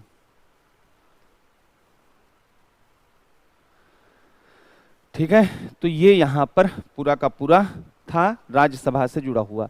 अब आइए, ये तो हमने काउंसिल ऑफ स्टेट के बारे में, यानी हमने लोकसभा के बारे में देखा। अब हमको देखना है राज्यसभा के राज्यसभा के बारे में देखा। अब हमें देखना है लोकसभा के बारे में, उनका निर्वाचन कैसे होता है, क्या वहां पर तरीका होता है, उसके बारे में हमें देखना। तो राज्यसभा के बारे में जो चीजें जरूरी थी वो सभी आपने यहां पर देख ली हैं।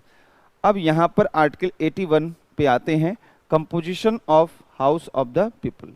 लोकसभा के जो संरचना है उसके बारे में यहां पर बोला गया है। क्या बोला गया है? कहा गया है कि not more then 530 members chosen bye direct election from territorial constituencies in the states. तो यहां पर 530 सदस्यों का चुनाव वह राज्यों के द्वारा होता है, और हर राज्य में कई निर्वाचन क्षेत्र, टेरिटोरियल कंस्टिट्यूएंसीज, प्रादेशिक निर्वाचन क्षेत्र होते हैं, जहां की जनता द्वारा प्रत्यक्ष रूप से लोकसभा के सदस्यों का चुनाव किया जाता है। पहली चीज तो ये समझना है। राज्यसभा में इनडायरेक्ट इलेक्शन होता है, अप्रत्यक्ष चुनाव होता है, लोकसभा में प्रत्यक्ष चुनाव होता है।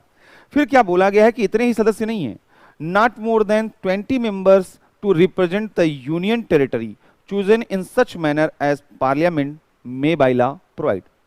यानी 200 यहां पर 530 सदस्य राज्यों से और 20 सदस्य कहां से होने चाहिए? वो होने चाहिए यूनियन टेरिटरी से। और यही नहीं, इसमें और एक चीज बोला गया है, और वो क्या है कि 2 मेंबर ऐसे होंगे जो नॉमिनेटेड होंगे प्रेसिडेंट के द्वारा यहां पर। तो वो जो 2 लोग हैं यहां पर, वो 2 मेंबर कैसे नॉमिनेट होंगे यहां पर समझिएगा। ये जो शुरुआत में बोला गया है आर्टिकल 331, तो आर्टिकल 331 में 2 लोगों को बोला गया है कि नॉमिनेट यहां पर किया जाएगा। और ये जो 2 लोग हैं, ये जो 2 लोग हैं यहां पर, वो एंग्लो इंडियन जो पॉपुलेशन इंडिया में है उनसे 2 लोगों को नॉमिनेट किया जाता है। यानी कुल मिलाकर जो मैक्सिमम स्ट्रेंथ हमारा लोकसभा का हो सकता है वह 552 हो सकता है। इस 552 में 530 from states, 20 from union territories and 2 from nominated member as Anglo Indian community as a nominated member. तो 2 लोग जो है एंग्लो इंडियन पॉपुलेशन से लिए जा सकते हैं एज अ नॉमिनेटेड मेंबर, वहां से लिए जा सकते हैं। तो 552 यहां पर होते हैं। अब दूसरी चीज यहां पर जो समझने वाली बात है, there shall be allotted to each state a number of seats in the house of the people.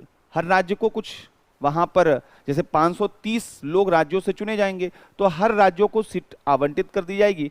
इस राज्य को कितनी सीटें लोकसभा में, इस राज्य को कितनी सीटें लोकसभा में। इन सच मैनर, ये कैसे होगा, that the ratio between the number and the population of the state is so far as practicable the same for all state. तो हमने क्या किया, जनसंख्या को आधार बनाया।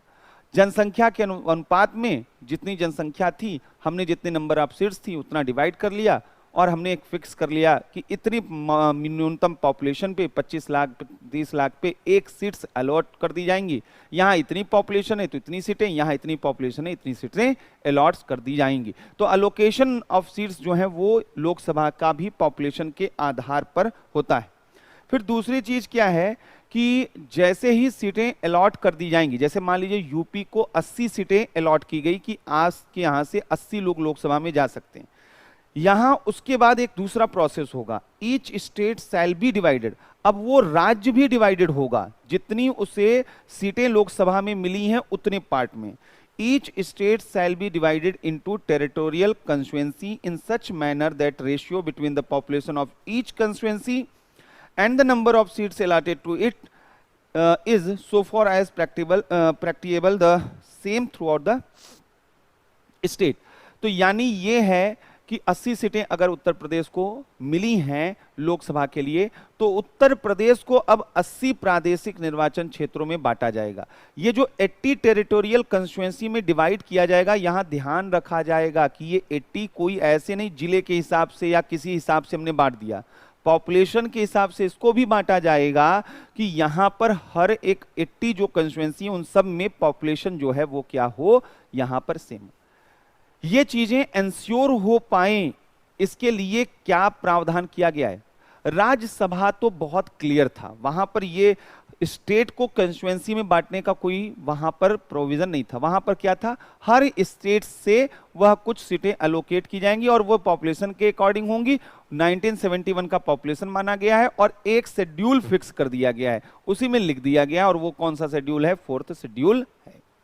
लेकिन लोकसभा को कितनी सीटें अलग अलग राज्यों को होंगी, इसके बारे में किसी अनुसूची में कुछ नहीं लिखा गया। यानी चौथी अनुसूची में केवल राज्यसभा के बारे में है, लोकसभा में सीटों का आवंटन क्या होगा ये चौथी अनुसूची में नहीं लिखा गया है, बल्कि ये काम पार्लियामेंट को दिया गया है कि वो भाई आप बताइए, पार्लियामेंट खुद ही, कि लोकसभा में अलग अलग स्टेट को नंबर ऑफ सीट्स कितनी होंगी और उस स्टेट में वह कैसे वह टेरिटोरियल कंस्टिट्यूएंसी में डिवाइड किया जाएगा। इसके लिए पार्लियामेंट ने 1952 से काम करना शुरू किया। 1952 में पार्लियामेंट के द्वारा इसीलिए एक कमीशन बनाया गया जिसे डीलिमिटेशन कमीशन कहते हैं। आपने सुना होगा, अभी बहुत चर्चा में यह डीलिमिटेशन कमीशन चल रहा है जम्मू और कश्मीर की वजह से। तो परिसीमन आयोग बनाया गया 1952 में, 62 में, 72 में। फिर यह सीधे चौथा जो लिमिटेशन कमीशन था वो बना 2002 में। तो सवाल यह है कि ये क्या डीलिमिटेशन कमीशन है, कैसे काम करता है, ये सारी चीजें। लेकिन पहले अभी तक जितनी चीजें देखी हैं थोड़ा उनको टू द पॉइंट यहां पर समझने की कोशिश करते हैं। तो लोकसभा के बारे में क्या क्या चीजें हैं? यह हाउस ऑफ पीपल है, लोगों का सदन है। यह क्या है? यह निचला सदन है, यह लोअर हाउस है, यह निचला सदन है। अपर हाउस कौन है? राज्यसभा। लोअर हाउस कौन है? लोकसभा। यह हाउस ऑफ पीपल है, यानी जनता का सदन है, यह जनता का सदन है। लोकसभा का गठन कैसे होता है? पहले तो छोटी छोटी चीजें देखते हैं, कैसे इसका कंपोजिशन क्या है, कैसे है, पहले इसके बारे में समझते हैं। अगर इस बारे में देखें तो अधिकतम जो स्ट्रेंथ है इसका, मैक्सिमम, वो हमने अभी बताया कि यहां पर 552 हो सकता। इन 552 में हमने कहा 530 कहां से लिए जाएंगे? राज्यों से, और राज्यों को भी प्रादेशिक निर्वाचन क्षेत्रों में बांटा जाएगा।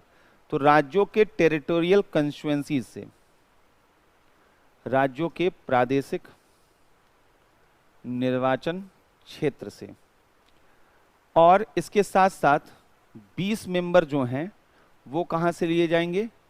यूनियन टेरिटरीज से, यूटीज से। ये कौन डिसाइड करेगा? पार्लियामेंट डिसाइड करेगा। और 2 मेंबर कहां से लिए जाएंगे? एंग्लो इंडियन, आंग्ल भारतीय समुदाय से। लेकिन अब ये प्रोविजन नहीं है, आंग्ल भारतीय समुदाय से नामांकित होंगे। लेकिन फिलहाल ये प्रोविजन अब जो है सस्पेंडेड है, क्योंकि हमारा कॉन्स्टिट्यूशन ने आर्टिकल 331 के तहत यह प्रोविजन किया है कि 2 लोगों को यहां पर नॉमिनेट किया जाएगा, लेकिन यह 10 वर्ष के लिए किया गया था। शुरुआत में हमारे यहां आरक्षण अनुसूचित जातियों, जनजातियों और आंग्ल भारतीय समुदायों को जो दिया गया था लोकसभा में, वो 10 वर्ष के लिए दिया गया था, और कहा गया था कि जरूरत पड़ने पर 10 वर्ष के बाद संशोधन करके इसका विस्तार किया जा सकता है। अभी तक वह कई दफा 10-10 वर्षों के लिए इसका विस्तार किया गया है। 2020 में फिर से इसमें संशोधन किया गया। अनुसूचित जातियों और जनजातियों के लिए जो आरक्षण लोकसभा में है उसमें 10 वर्ष की वृद्धि कर दी गई है, लेकिन आंग्ल भारतीय समुदायों के लिए जो 2 आरक्षण थे उसको वृद्धि नहीं किया गया है। यानी फिलहाल अभी कोई आंग्ल भारतीय समुदाय को सीट प्राप्त नहीं है। तो ये यहां पर अभी फिलहाल की बात करें तो नहीं है, हालांकि संविधान कहता है, लेकिन इनका एक्सटेंशन नहीं किया गया है, तो इफेक्टिवली किसी को भी नॉमिनेट नहीं किया जाएगा। फिर भी ये जानकारी के लिए आपके पास होगा यहां पर। दूसरा चीज क्या है, दूसरा यहां पर क्या है, वास्तविक सदस्य संख्या क्या है, वर्तमान में वास्तविक सदस्य संख्या कितनी है, ये भी देख लेते हैं। वर्तमान में वास्तविक जो सदस्य संख्या है वो 545 है, 545। इसमें भी अगर सही मायने में देखा जाए तो 543 है। सही मायने में, जैसे हमने कहा एंग्लो इंडियन फिलहाल नहीं है तो ये 543 है, लेकिन फिर भी चूंकि किताबों में जो पढ़ते हैं वो भी आपके ध्यान में रहे। और हम बता रहे हैं कि अब एंग्लो इंडियन का नहीं रहा, मतलब उनको एक्सटेंड नहीं किया गया है, तो अभी इसको, क्योंकि इसमें एक कंफ्यूजन क्या है वो समझिएगा। 126वां संविधान संशोधन विधेयक लाया गया और 10 वर्ष के लिए अनुसूचित जाति जनजाति को बढ़ा दिया गया, आंग्ल भारतीयों को नहीं बढ़ाया गया। तो सबने बोला कि क्या माना जाए, आंग्ल भारतीयों के लिए आरक्षण है या नहीं है, तो उन्होंने कहा जब नहीं बढ़ाया गया तो नहीं आरक्षण है। तो सवाल ये था कि क्या संविधान से उसको खत्म किया गया इस प्रावधान को, अभी तक नहीं किया गया है। तो प्रावधान नहीं खत्म किया गया है लेकिन आरक्षण बढ़ाया भी नहीं गया है, तो एक बड़ा कंफ्यूजन बना हुआ है। तो सवाल यह है कि वहां पर अब अगर इसको जो है वह बंद कर दिया जाए, समाप्त कर दिया जाए इस प्रावधान को संविधान संशोधन द्वारा, तब ये देखा जाएगा। तो 545 हैं, जिनमें यहां पर अभी 530 सदस्य राज्यों से लिए जाते हैं, 13 सदस्य जो हैं संघ शासित क्षेत्रों से लिए जा रहे हैं, और अगर 2 और देख लें तो वो हो जाएंगे नॉमिनेटेड मेंबर। 2 जो हैं हमने कहा, लेकिन ये अभी फिलहाल नहीं लिए जा रहे हैं नॉमिनेटेड वाले जो मेंबर, तो अभी फिलहाल ये नहीं लिए जा रहे हैं, अभी फिलहाल यही हैं। तो यहां पर ये है। अब आइए लोकसभा में राज्यों को सीटों का आवंटन कैसे होगा। लोकसभा में राज्यों को सीटों का आवंटन कैसे होगा, सीटों का आवंटन कैसे, तो इसके लिए हमने क्या बताया था, तो आर्टिकल 82 यहां पर कुछ चीजें बोलती है, आइए उसकी तरफ हम लोग चलते हैं। ये आर्टिकल 81 हमने देखा था, आर्टिकल 82 यहां पर हम लोगों को देखना है। तो आर्टिकल 82 कहता है, upon the completion of each census the allocation of seats in the house of the people to the state, राज्यों को जो वहां पर अलोकेशन किया जाएगा, and the division of each state into territorial constituencies shall be readjusted by such authority and in such manner as parliament में by law determine. बहुत clear सी बात अनुच्छेद 82 कहता है कि भाई अगर जो है यहां पर हर जनगणना होगी तो संसद कानून बनाकर वह राज्यों को कितनी सीटें लोकसभा में आवंटित होंगी और हर एक राज्य को वह प्रादेशिक निर्वाचन क्षेत्रों में कैसे विभाजित किया जाएगा, इसके बारे में वह संसद के कानून के हिसाब से काम होगा। यह संसद को अधिकार दिया गया है। तो यहां पर क्या है, तो आर्टिकल 82 दिमाग में होना चाहिए। कहता है प्रत्येक जनगणना की समाप्ति के बाद, फिलहाल हर एक जनगणना की समाप्ति के बाद बोला गया है, प्रत्येक जनगणना की समाप्ति पर 2 चीजें हैं यहां पर। संसद जो है वह विधि बनाएगी, संसद द्वारा निर्मित विधि के तहत क्या होगा, 2 चीजें डिसाइड होंगी। एक डिसाइड होगा कि राज्यों को लोकसभा में स्थानों का आवंटन, या लोकसभा में राज्यों को सीटों का आवंटन, एक तो ये डिसाइड होगा, और दूसरा प्रत्येक राज्य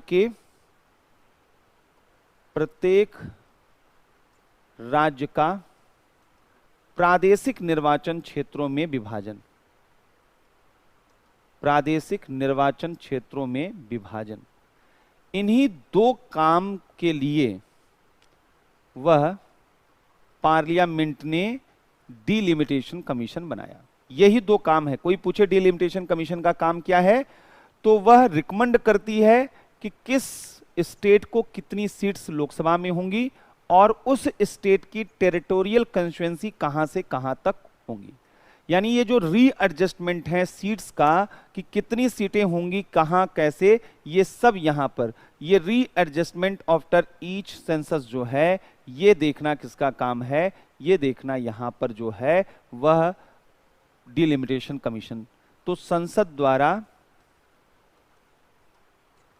पार्लियामेंट द्वारा परिसीमन आयोग बनाया गया, डिलिमिटेशन कमीशन। ये डिलिमिटेशन कमीशन कब कब बना? तो 1952 में बना, 62 में बना, 72 में और फिर 2002 में बना है। अभी फिर से इसकी डिमांड चल रही है पार्लियामेंट के इसकी। अब एक तकनीकी चीज यहां पर समझिएगा। हमने कहा कि ये बोला गया है सीटों का आवंटन किया जाएगा। ये सीटों का आवंटन कैसे किया जाता है? तो हमने कहा प्रत्येक जनगणना के बाद, यानी जनगणना के आधार पर। लेकिन जो 70 के दशक में फैमिली प्लानिंग वाला डिबेट था वो लोकसभा वाले मामले में भी आया। उन्होंने कहा कि भाई हर जनगणना को आप आधार बनाएंगे तो यहां उत्तर प्रदेश के लोग इतनी तेजी से अपनी जनसंख्या बढ़ा रहे हैं कि एक समय आएगा कि अगर 543 सीटें हैं लोकसभा में तो अकेले 250 सीटें तो उत्तर प्रदेश की होंगी, बिहार की 100 सीटें होंगी और ये दोनों स्टेट मिलकर अकेले सरकार बनाएंगे। तमिलनाडु, कर्नाटका, केरला, इन लोगों का कोई मतलब नहीं रह जाएगा। तो ये एक बहुत बड़ा मुद्दा यहां पर था क्योंकि उनका पॉपुलेशन कम हो रहा था, फैमिली प्लानिंग की वजह से इनका पॉपुलेशन बढ़ रहा था।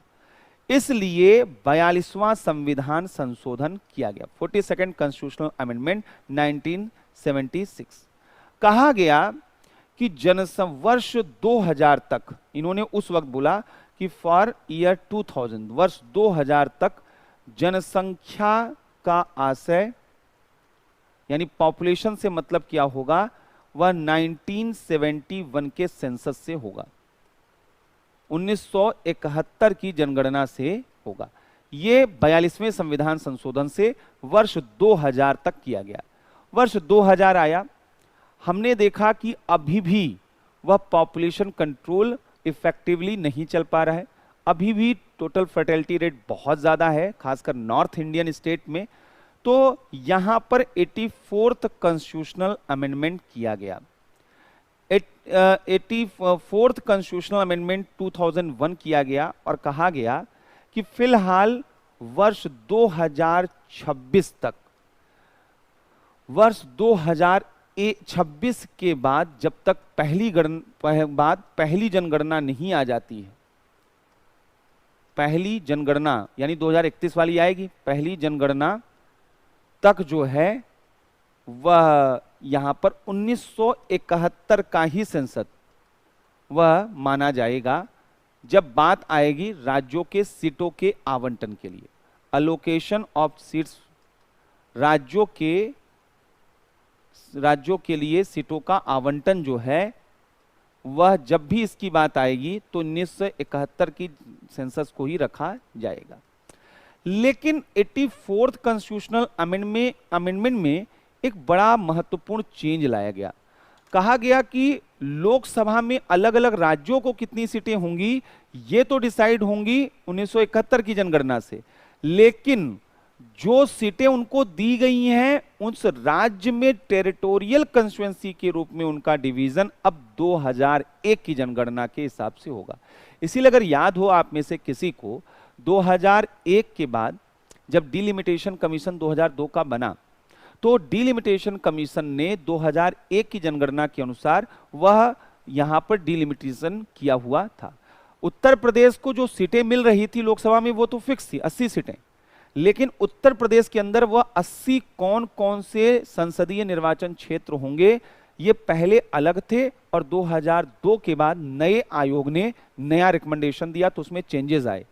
तो बहुत से चेंजेस ऐसे आए कि बहुत से लोगों ने कहा कि अरे हमारा तो जो है कौसाम्बी में लगता था हमारा जो है कंस्टिट्यूएंसी, अब तो ये लगने लगा प्रयागराज में। कोई किसी ने कहा कि हमारा तो बाराबंकी में कंस्टिट्यूएंसी था, लखनऊ में चला गया। कोई वहां पर बोल रहा था कि हमारा जौनपुर में कंस्टिट्यूएंसी लग रहा था, वो बनारस में चला गया। यानी जब वह डिलिमिटेशन हुआ तो वहां पर चेंजेस वहां पर देखे गए। तो यहां पर प्रादेशिक निर्वाचन क्षेत्रों का विभाजन, टेरिटोरियल कॉन्स्टिट्यूएंसी का विभाजन, ये अलग कॉन्स्टिट्यूशनल अमेंडमेंट था, ये यहां पे हम इसको अलग से कर लेते हैं। 87th कॉन्स्टिट्यूशनल अमेंडमेंट, इसके तहत क्या किया, ये 2003 के तहत, कि प्रादेशिक निर्वाचन क्षेत्रों का विभाजन, प्रादेशिक निर्वाचन क्षेत्रों का विभाजन वो 2001 की जनगणना के हिसाब से किया गया। क्लियर है? तो ये तो था लोकसभा में सीटों का आवंटन। अब एक दो चीजें जो सिंपल हैं उसको भी देख लेते हैं।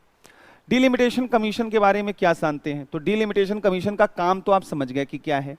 डिलिमिटेशन कमीशन का जो अध्यक्ष होता है, यानी जो इसको प्रिसाइड करता है, वह सुप्रीम कोर्ट का कोई जज होता है, यानी किसी न्यायाधीश को यहां पर नियुक्त किया जाता है। अब तक 4 बार वह डिलिमिटेशन कमीशन को फॉर्म किया गया है, 262, 72 और 2002 में किया गया है। सुप्रीम कोर्ट के कोई रिटायर्ड जज इसको हेडशिप इसका करते हैं, चेयरमैनशिप करते हैं यहां पर। इसके अलावा जो chief election commissioner of India हैं, भारत के मुख्य निर्वाचन आयुक्त हैं, वो इसके पदेन सदस्य यहां पर होते हैं। इसका मूल कार्य क्या है? 2 काम है। लोकसभा में वह राज्यों को सीटों का आवंटन करने के लिए सिफारिश करना और प्रत्येक राज्य का प्रादेशिक निर्वाचन क्षेत्रों में विभाजन करना। ये दोनों काम यहां पर वह डिलिमिटेशन कमीशन का है। यह केवल अनुशंसा करती है। इसके अनुशंसाएं जरूरी नहीं कि वह सरकार के लिए बाध्यकारी हो या सरकार उसे माने, लेकिन यह जो भी अनुशंसा करती है, इसे न्यायालय में चुनौती नहीं दिया जा सकता है। यह नहीं कहा जा सकता है कि डिलिमिटेशन कमीशन की अनुशंसाएं वह गलत हैं, दुर्भावनापूर्ण। डिलिमिटेशन कमीशन के रिकमेंडेशन को कोर्ट में चैलेंज नहीं किया जा सकता। परिसीमन आयोग के निर्णयों के विरुद्ध न्यायालय में अपील नहीं किया जा सकता है, यह मालूम होना चाहिए। लोकसभा के जो सदस्य हैं, उनका जो चुनाव होता है first past the post system के जरिए होता है, जो हमने पहले भी बात किया हुआ था, और यहां पर जनता के द्वारा प्रत्यक्ष रूप में देखा जाता है।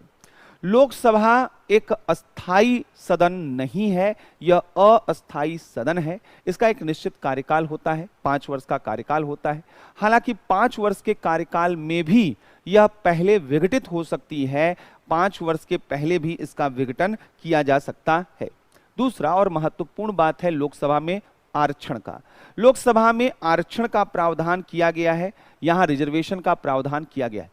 अनुसूचित जातियों और जनजातियों के संबंध में यहां पर आरक्षण अनुच्छेद 330 के तहत किया गया है।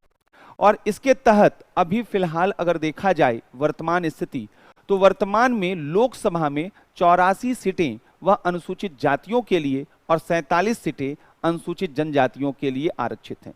84 seats reserve for schedule caste and 47 seats reserve for schedule tribe. ये करंट सिचुएशन यहां पर है आर्टिकल 330 अनुच्छेद 330 के तहत। आर्टिकल 331 के तहत हमने बोला था कि जो एंग्लो इंडियन हैं उनके लिए वहां पर वह 2 सीटें वहां लोकसभा में अलोकेट की गई हैं, रिजर्व की गई हैं। लेकिन अभी आपने जाना होगा कि 126वां जो संविधान संशोधन विधेयक आया हुआ था, उसके जरिए वह अनुसूचित जाति और जनजाति दोनों के लिए आरक्षण का प्रावधान अगले 10 वर्ष के लिए एक्सटेंड कर दिया गया है। लेकिन नॉमिनेटेड मेंबर के रूप में जो एंग्लो इंडियन कम्युनिटी है उनका रिजर्वेशन बढ़ाया नहीं गया है। क्लियर है यहां तक? तो ये था हमारा बेसिक इंफॉर्मेशन जो राज्यसभा और लोकसभा के बारे में था। ये फैक्चुअल इंफॉर्मेशन है, लेकिन पीसीएस एग्जाम के लिए बहुत क्रूशियल ये सारे इंफॉर्मेशन हैं और ये सारे आपको टिप पर याद भी होने चाहिए। अब आइए यहां से हम चलते हैं एक दूसरे बड़े महत्वपूर्ण मुद्दे पर, वह है क्वालिफिकेशन ऑफ मेंबर्स और डिस्क्वालिफिकेशन ऑफ मेंबर्स। आखिर यहां पर सांसदों की योग्यता क्या होती है, चाहे वो लोकसभा के मेंबर हों और चाहे वे राज्यसभा के मेंबर हों। आखिर इनका क्वालिफिकेशन, आप क्या वह पार्लियामेंट के मेंबर बन सकते हैं, मेंबर आप पार्लियामेंट बन सकते हैं, एमपी बनने की एबिलिटी क्या है, एलिजिबिलिटी क्या है। तो पहला और सबसे महत्वपूर्ण चीज जो यहां पर हमें समझना है, वो हमें क्या समझना है कि इनके बारे में यहां पर बोला गया है क्या। तो ये 84 आर्टिकल 84 में आप आएंगे तो यहां पर देखिए बोला गया qualification for membership of parliament, Lok Sabha Rajya Sabha दोनों के बारे में बात चल रही है। पहली चीज क्या है, सिटीजन ऑफ इंडिया, भारत के नागरिक होने चाहिए, ये सबसे इंपॉर्टेंट चीज है। And makes and subscribes before some person authorised in that behalf by the election commission on oath or affirmation according to the form set out for the purpose in the third schedule, यानी वह भारत का नागरिक होना चाहिए और तीसरी अनुसूची के तहत वह इसकी उद्घोषणा करता हो।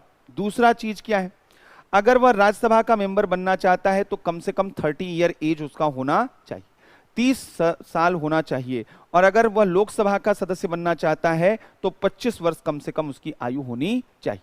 तो लोकसभा के लिए न्यूनतम 25 वर्ष की आयु और राज्यसभा के लिए न्यूनतम 30 वर्ष की आयु उसकी होनी चाहिए। अगर इससे कम आयु है तो ऐसी स्थिति में वह लोकसभा या राज्यसभा का चुनाव नहीं लड़ सकता है। तो भारत का नागरिक हो, और दूसरा आयु के हिसाब से वहां पर बोला गया है। तीसरा यहां पर बोला गया है कि possesses such other qualification as may be prescribed in that behalf by or under any law made by parliament, यानी दो तो संविधान में ही लिख दिए गए कि भारत का नागरिक हो और एज का जो वहां पर वह क्राइटेरिया है। बाकी बोला गया है पार्लियामेंट जो भी डिसाइड करना चाहे करे। पार्लियामेंट ने क्या ऐसा किया है? बिल्कुल पार्लियामेंट ने ऐसा किया है। पीपल्स रिप्रेजेंटेशन एक्ट इन्हीं सब चीजों के लिए है। जन प्रतिनिधित्व अधिनियम 1951, उसके तहत बोला गया है कि अगर मेंबर ऑफ लोकसभा आप बनना चाहते हैं तो भारत के किसी भी पार्लियामेंट्री कंस्टिट्यूएंसी यानी संसदीय निर्वाचन क्षेत्र जितने भी हैं जहां निर्वाचन होता है, किसी भी कंस्टिट्यूएंसी में के इलेक्टोरल रोल में आपका नाम होना चाहिए। यानी भारत के किसी भी जगह पर जो निर्वाचन जो वहां पर रोल होता है, नामावली होता है, निर्वाचक नामावली, आपका नाम उसमें होना चाहिए, यानी वोटर लिस्ट में आपका नाम होना चाहिए। और अगर ऐसा है तो आप कहीं से भी भारत में लोकसभा या राज्यसभा के लिए चुनाव लड़ सकते हैं, कहीं भी। हाँ, राज्यसभा के लिए पहले नियम थोड़ा अलग था, लेकिन अब वो नियम बदल गया है। पहले क्या था कि 2003 के पहले राज्यसभा का अगर चुनाव लड़ना है तो जिस स्टेट से आपका इलेक्शन होना है, हमने पहले ही बताया था कि राज्यसभा में जो है वह स्टेट लेजिस्लेटिव असेंबली चुनकर भेजती है। तो जिस स्टेट से आपको चुना जाना है, आपका उस स्टेट के किसी निर्वाचक नामावली में नाम होना चाहिए था, उस राज्य का डोमिसाइल होना आपके लिए जरूरी था, तब आप राज्यसभा का सदस्य उस राज्य से चुनकर आ पाते। लेकिन 2003 के बाद यह नियम बदल दिया गया है, यानी आप भारत के कहीं किसी भी राज्य के हिस्से हो और कहीं किसी भी राज्य से आप वह राज्यसभा में जा सकते हैं। जैसे मनमोहन सिंह साहब जो हैं वो दिल्ली और पंजाब के रहने वाले थे, लेकिन वो राज्यसभा कहां से चुनकर आते थे? असम से आते थे। तो असम से वो चुनकर क्यों आते थे? क्योंकि वहां पर अब ये क्राइटेरिया नियम लागू नहीं होता था। क्लियर है? तो यहां पर ऐसे नियम जो हैं वो बना दिए गए। तो सांसदों की योग्यता क्या है? तो हमने कहा पहला चीज है भारत का नागरिक हो। दूसरा क्या बोला गया है? आयु बोली गई है कि अगर लोकसभा का सदस्य बनना चाहता है तो 25 वर्ष की आयु होनी चाहिए, 25 वर्ष की आयु कम से कम होनी चाहिए। और अगर वह जो है राज्यसभा का सदस्य बनना चाहता है तो कम से कम 30 वर्ष की आयु होनी चाहिए। यही तो बोला गया है, 25 वर्ष की आयु और 30 वर्ष की आयु यहां पर बोला गया है। तीसरा क्या बोला गया है? अन्य अदर जो है क्वालिफिकेशन, अदर क्वालिफिकेशन जो पार्लियामेंट द्वारा डिसाइडेड हो, जो संसद द्वारा निर्धारित किया जाए। तो पार्लियामेंट ने क्या डिसाइड किया है? तो हमने कहा peoples representation act, RPA act जिसे हम कहते हैं, 1951 जन प्रतिनिधित्व अधिनियम, जिसमें बोला गया है कि भारत के किसी भी संसदीय क्षेत्र की, भारत के किसी भी संसदीय क्षेत्र की, भारत के किसी भी संसदीय क्षेत्र की निर्वाचक नामावली, इलेक्टोरल रोल में निर्वाचक नामावली में नाम होना चाहिए, निर्वाचक नामावली में नाम होना चाहिए, इलेक्टोरल रोल में नाम होना चाहिए। एक तो हो गया यहां पर वह क्वालिफिकेशन, यही सारी चीजें हैं। अब डिस्क्वालिफिकेशन यानी सांसदों की निर्योग्यता के बारे में देखिए। डिस्क्वालिफिकेशन यहां पे वो क्या है, कैसे वो डिस्क्वालीफाई हो सकते हैं, इसके अलग अलग यहां पर तरीके बताए गए। पहला जो तरीका बताया गया है वो बताया है कि अगर आपका मेंबरशिप एब्सेंट हो जाए, यानी स्थानों का रिक्त होना। क्या है, इसको एक एक करके यहां पर देखते हैं। पहला है स्थानों का रिक्त होना। ये कैसे है, कॉन्स्टिट्यूशन इस पर क्या बोलता है। यहां पर जो है वो क्या बोला गया है वो एक एक करके यहां पर देखते। तो यहां पर जो है ये बोला गया है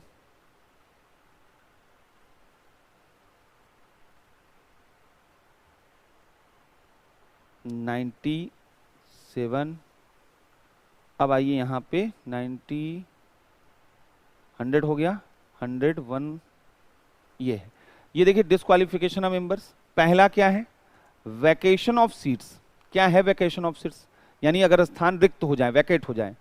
बोला गया है no person shall be a member of both houses of parliament. कोई भी सदस्य वह दोनों सदनों का सदस्य नहीं हो सकता। आप लोकसभा और राज्यसभा दोनों का मेंबर बनना चाहते हैं, बिल्कुल नहीं, ये सीधे यहां पर बोल दिया गया।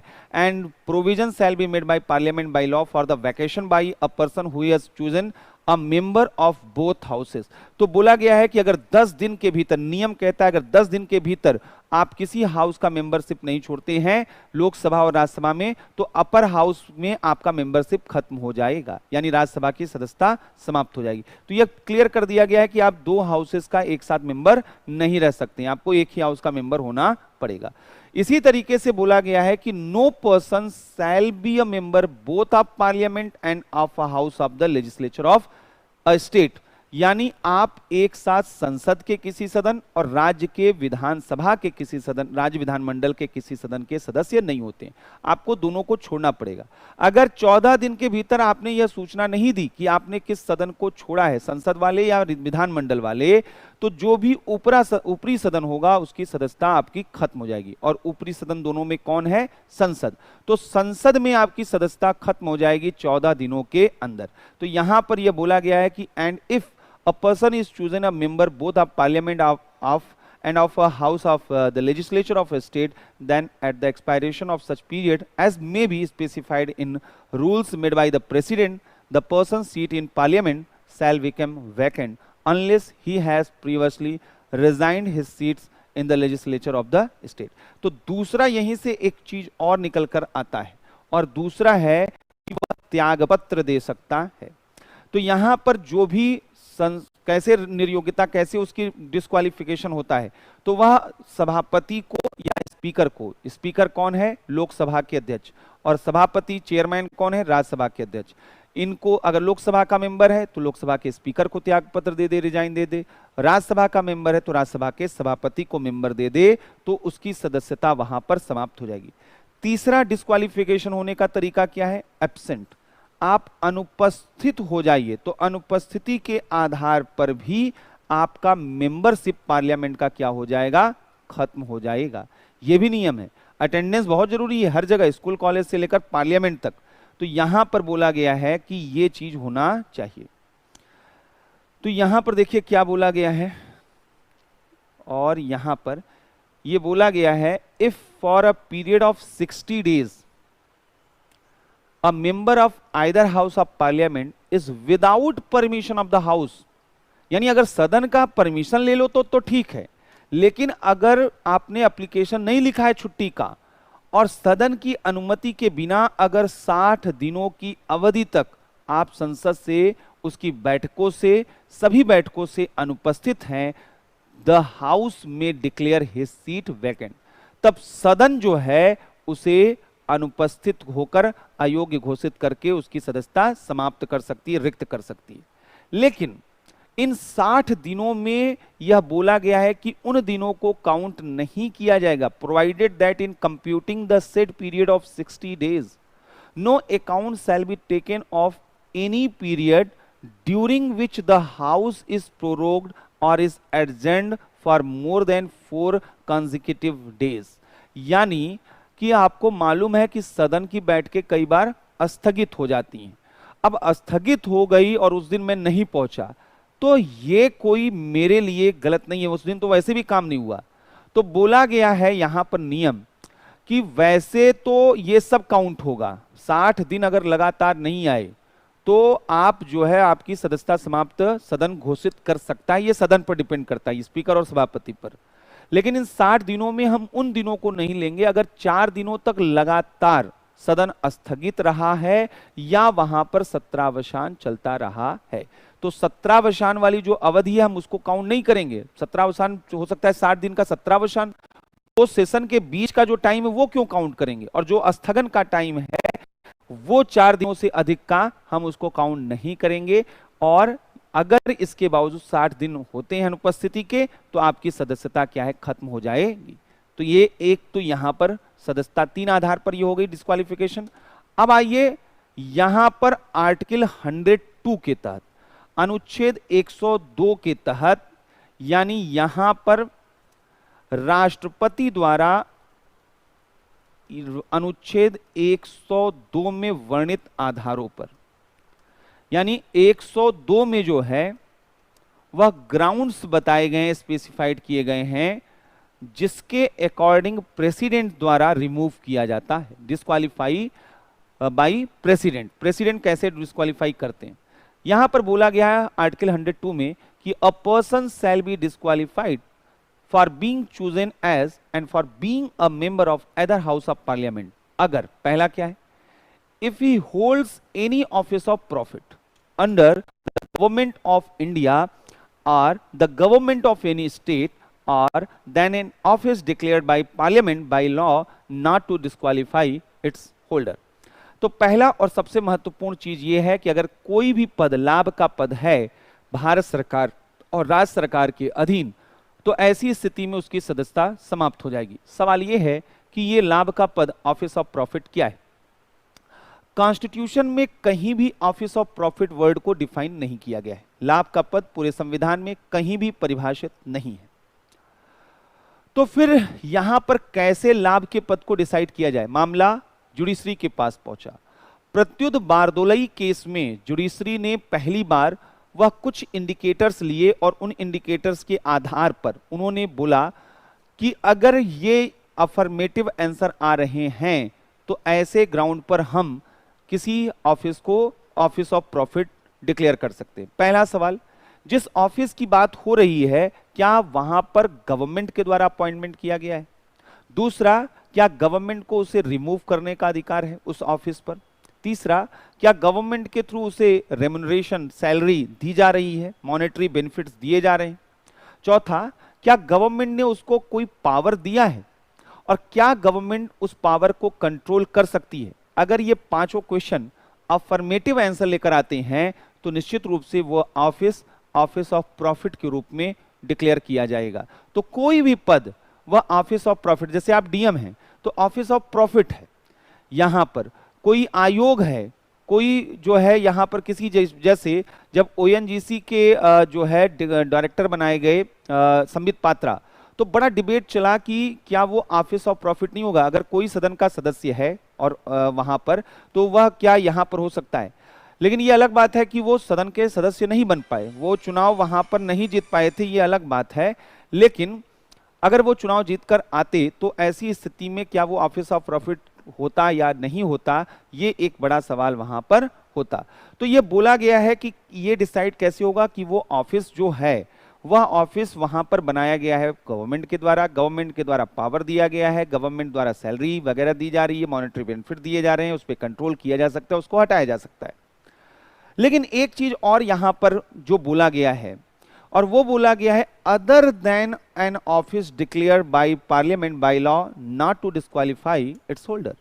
यानी वैसे तो सभी पद लाभ के पद हैं जो सरकार के द्वारा वो अपॉइंटेड हैं, मोनेटाइज्ड हैं, जो ऑफिस ऑफ प्रॉफिट हैं। मतलब आप मेंबर ऑफ पार्लियामेंट होकर किसी कमीशन के आप बन गए चेयरमैन, आप किसी जो है वह इंस्टीट्यूशंस के मेंबर बन गए, कुछ भी जो ऑफिस ऑफ प्रॉफिट के रूप में होगा तो वहां आपकी सदस्यता क्या है, समाप्त हो जाएगी।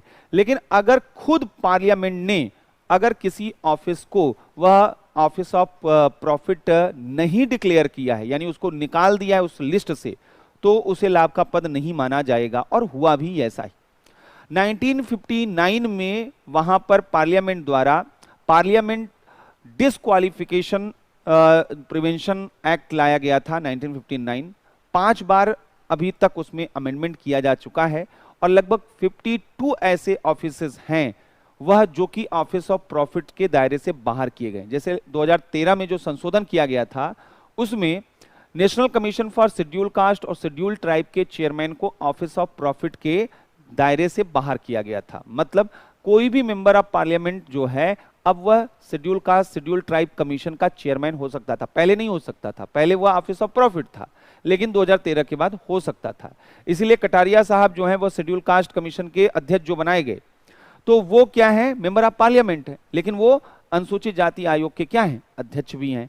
तो इस तरीके से यहां पर देखा जाता है। तो पहली चीज क्लियर होनी चाहिए कि ऑफिस ऑफ प्रॉफिट क्या है, यह डिफाइंड नहीं है कॉन्स्टिट्यूशन में, सुप्रीम कोर्ट ने भी केवल इसके फीचर्स बताए हुए हैं, और पार्लियामेंट चाहे तो किसी भी ऑफिस को ऑफिस ऑफ प्रॉफिट के दायरे से बाहर कर सकती है। इसके अलावा डिस्क्वालिफिकेशन क्या क्या है, तो इसके अलावा if he is of unsound mind, अगर वह विकृत दिमाग का है और किसी कॉम्पिटेंट कोर्ट ने ऐसे घोषित कर दिया कि भाई इसका दिमाग सही से काम नहीं कर रहा है, तो फिर पार्लियामेंट का मेंबर कैसे रह सकते हैं। दूसरा, वह अनडिस्चार्ज इंसॉल्वेंट हो चुका है, दिवालिया हो चुका है, अब वो पैसा नहीं दे सकता है, ये घोषित हो चुका है, कई बार रिपीटेड वहां पर जो है उसके पास जो है वह बैंक ने बोल दिया और बैंक ने देख लिया अब ये इंसॉल्वेंट हो चुका है, ऐसे लोग को भी वहां पर मेंबर ऑफ हाउस पार्लियामेंट में नहीं रखा जा सकता उसके रूप में। तीसरा, अगर वह सिटीजन ऑफ इंडिया नहीं है, पहले सिटीजन था, मेंबर बना और सिटीजनशिप छोड़ दिया, या फिर उसने खुद स्वेच्छा से किसी दूसरे देश की नागरिकता ले ली हो, आप सदस्य बन गए यहाँ के और उसके बाद आपने अमेरिका की नागरिकता ले ली, तो आपकी भारत की नागरिकता वैसे ही खत्म हो जाएगी। या फिर आपने अगर जो है वह किसी फॉरेन स्टेट को लेकर acknowledgement of allegiance and adherence, अगर आप उसके प्रति निष्ठा और विश्वास किसी दूसरे देश के प्रति प्रदर्शित करना चाहते हैं, तो फिर आप संसद के सदस्य नहीं हो सकते। अब कोई आए और कहे कि पाकिस्तान सही है, पाकिस्तान के प्रधानमंत्री जो बोल रहे हैं वो सही है और भारतीय प्रधानमंत्री जो बोल रहे हैं वो गलत है, अब इस हद तक अगर कोई जाएगा कि दूसरे देश के प्रति वो निष्ठा प्रदर्शित करना शुरू करेगा, और वहां पर निष्ठा, सवाल ये नहीं है कि वहां समर्थन, वैसे तो कोई भी बोल सकता है कि ये सही है वो गलत है, आलोचना के क्रम में, ये तो डेमोक्रेटिक राइट्स है, लेकिन अगर निष्ठा लॉयलिटी वहां पर रिप्रेजेंट होना स्टार्ट हो गई और ये दिखना स्टार्ट हो गया कि देश के प्रति निष्ठा कम और उनके प्रति, तो ऐसे में आपकी सदस्यता जा सकती है, ऐसा यहां पर बोला गया। और ये सब कौन करेगा, प्रेसिडेंट करेंगे। और यहां पर इसके साथ साथ ये भी बोला गया है कि if he is disqualified by or under any law made by parliament, अगर संसद के कानून द्वारा, किसी भी कानून द्वारा अगर उसको जो है वह डिस्क्वालिफाइड घोषित किया जाए तो भी, ये सब तरीके हैं जहां पर राष्ट्रपति उनको वह अयोग्य घोषित कर सकता है। तो बोला गया है कि संसद भी कानून बना सकता है। तो पीपुल्स रिप्रेजेंटेशन एक्ट में वह डिस्क्वालिफिकेशंस के फीचर्स बताए गए कि किन आधारों पर इनको निर्योग्य घोषित किया जा सकता है। उसमें यह बोला गया है कि अगर कोई भी मेंबर ऑफ पार्लियामेंट 2 या 2 से अधिक साल के लिए इम्प्रिजमेंट उसे मिलता है, तो अगर डिक्लेयर हो जाता है, वह कन्विक्टेड हो जाता है और 2 साल से अधिक की सजा अगर उसको मिल जाती है, तो ऐसे कंडीशन में वो अपना मेंबरशिप लॉस कर देगा, उसकी सदस्यता नहीं रहेगी, और जब तक वह जेल में रहेगा तब तक वह मेंबर नहीं बन पाएगा। जेल से छूटने के 6 वर्ष बाद वह एलिजिबल होगा फिर चुनाव लड़ने के लिए। तो यह पहले नियम नहीं था। पहले नियम क्या था कि अगर आपको सजा मिलती है 2 से अधिक साल की, तो स्वाभाविक है पहले निचली अदालत से, फिर आप उच्च न्यायालय, फिर सर्वोच्च न्यायालय जाएंगे। तो जहां से भी आपको सजा मिल रही है, अगर वहां से आप 3 महीने के अंदर ऊपरी अदालत में अपील कर देते हैं, तो आपकी सदस्यता बनी रहेगी जब तक कि अंतिम निर्णय न आ जाए। लेकिन इस नियम को न्यायालय ने वह समाप्त कर दिया 2013 में। इन्होंने कहा कि ये जो धारा 8(4) है जनप्रतिनिधित्व अधिनियम का, जो ये बात कहता है वो असंवैधानिक है, अवैध है। तो अब केवल ये प्रावधान है कि जैसे ही सजा मिली वैसे ही आपकी सदस्यता समाप्त। इसलिए जब सर्वोच्च न्यायालय ने निर्णय दिया तो उस वक्त लालू प्रसाद जी को सजा मिल चुकी थी, और यही वजह है, जबकि उनका केस जो है, अब फिर वो ऊपरी अदालत में अपील करते, लेकिन जैसे ही निर्णय आया उनकी सदस्यता लोकसभा की क्या कर दी गई, समाप्त कर दी गई। एक तरीका ये। दूसरा, चुनावी भ्रष्टाचार अगर कोई व्यक्ति करता है तो उसकी सदस्यता भी क्या है, समाप्त हो सकती है। कोई सोशल ऑफेंस करता है, सामाजिक अपराध करता है, तो उसकी सदस्यता भी समाप्त हो सकती है। किसी सरकारी कंपनी में अगर कम से कम जो है अगर 25% से अधिक आपकी जो है आपका जो है 25% या उससे अधिक हिस्सेदारी स्टेक होल्डर हैं आप, अगर किसी सरकारी कंपनी में और लोकसभा या राज्यसभा के सदस्य हैं, तो भी आपकी सदस्यता क्या हो जाएगी, समाप्त तो हो जाएगी। और आर्टिकल 103 जो है इसके बारे में बात करता है। अनुच्छेद 103 कहता है, if any question arises as to whether a member of either house of Parliament has become subject to any of the disqualification mentioned in clause 1 of article 102, the question shall be referred for the decision of the president and his decision shall be final। तो यहां पर उसका निर्णय अंतिम होगा। Before giving any decision on any such question the President shall obtain the opinion of the election Commission and shall act according to such opinion. यानी राष्ट्रपति के द्वारा इन आधारों पर किसी की सदस्यता समाप्त की जा सकती है। राष्ट्रपति इस संबंध में वह निर्वाचन आयोग की सलाह लेगा और निर्वाचन आयोग की सलाह यहां पर कंपलसरी होगा मानना, बाइंडिंग होगा मानना राष्ट्रपति के लिए। यानी निर्वाचन आयोग की सलाह पर ही राष्ट्रपति किसी सदस्य की सदस्यता को समाप्त कर सकता है। कल हम लोग देखेंगे एंटी डिफेक्शन लॉ, दल बदल विरोधी कानून के आधार पर सदस्यों की योग्यता कैसे समाप्त हो सकती है। कल हम बात करेंगे संसद के जो पदाधिकारी हैं, जो ऑफिसर हैं, उनके बारे में, संसद की कार्यप्रणाली के बारे में, संसद के प्रोसीजर के बारे में। काफ़ी चीज़ें कल हम लोगों को देखनी, और ये सब बहुत बेसिक चीज़ें हैं। इन छोटी छोटी चीज़ों को यहाँ पर देखना है। तो इन चीज़ों को कल एक बार देखेंगे। जिनके पास टाइम हो, मतलब अगर इस बार एग्ज़ाम नहीं देना है, 1 साल बाद एग्ज़ाम देना है, केवल उन लोगों के लिए बता रहा हूँ, क्योंकि आप में से बहुत से लोग ऐसे भी होंगे जो सेकेंड ईयर के क्लास में, थर्ड ईयर के क्लास में होंगे। जिन लोगों को एग्जाम देना है, हमने कहा वो तो नोट्स पे कंसंट्रेट करें, और अधिक से अधिक लक्ष्मीकांत की बुक आती है, आप उसको फोकस करिए। जितनी भी चीज़ें हैं वहाँ से देख लीजिए, क्योंकि वो मैं बोलूँ या ना बोलूँ आपके पास वो किताब तो होगी ही।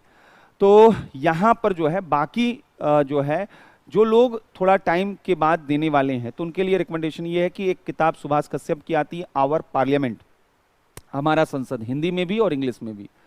तो थोड़ा अगर आप पढ़ सकें तो आप पढ़िए, क्योंकि आपके पास अभी टाइम है। जिन लोगों के पास टाइम है वो अपने को रिस्ट्रिक्ट ना करें, थोड़ी अच्छी अच्छी चीज़ें टेक्स्ट बुक पढ़ें। टेक्स्ट बुक पढ़ने से आपका लैंग्वेज जो है फॉर्म होने लगता है, आपका एक सोच वहाँ पर बनने लगता है। लेकिन जिन लोगों को एग्जाम देना है, अब वो लोग उसको पढ़ने में न लग जाएं, क्योंकि फिर वो टाइम अननेसेसरी का आपका जाएगा। तो बाकी के जो नोट्स हैं, शायद अगर इंग्लिश मीडियम में नहीं मिले होंगे तो आज अभी वो सेंड कर दूंगा थोड़ी देर में, और फिर कल इसके आगे हम लोग देखते हैं। Thank you.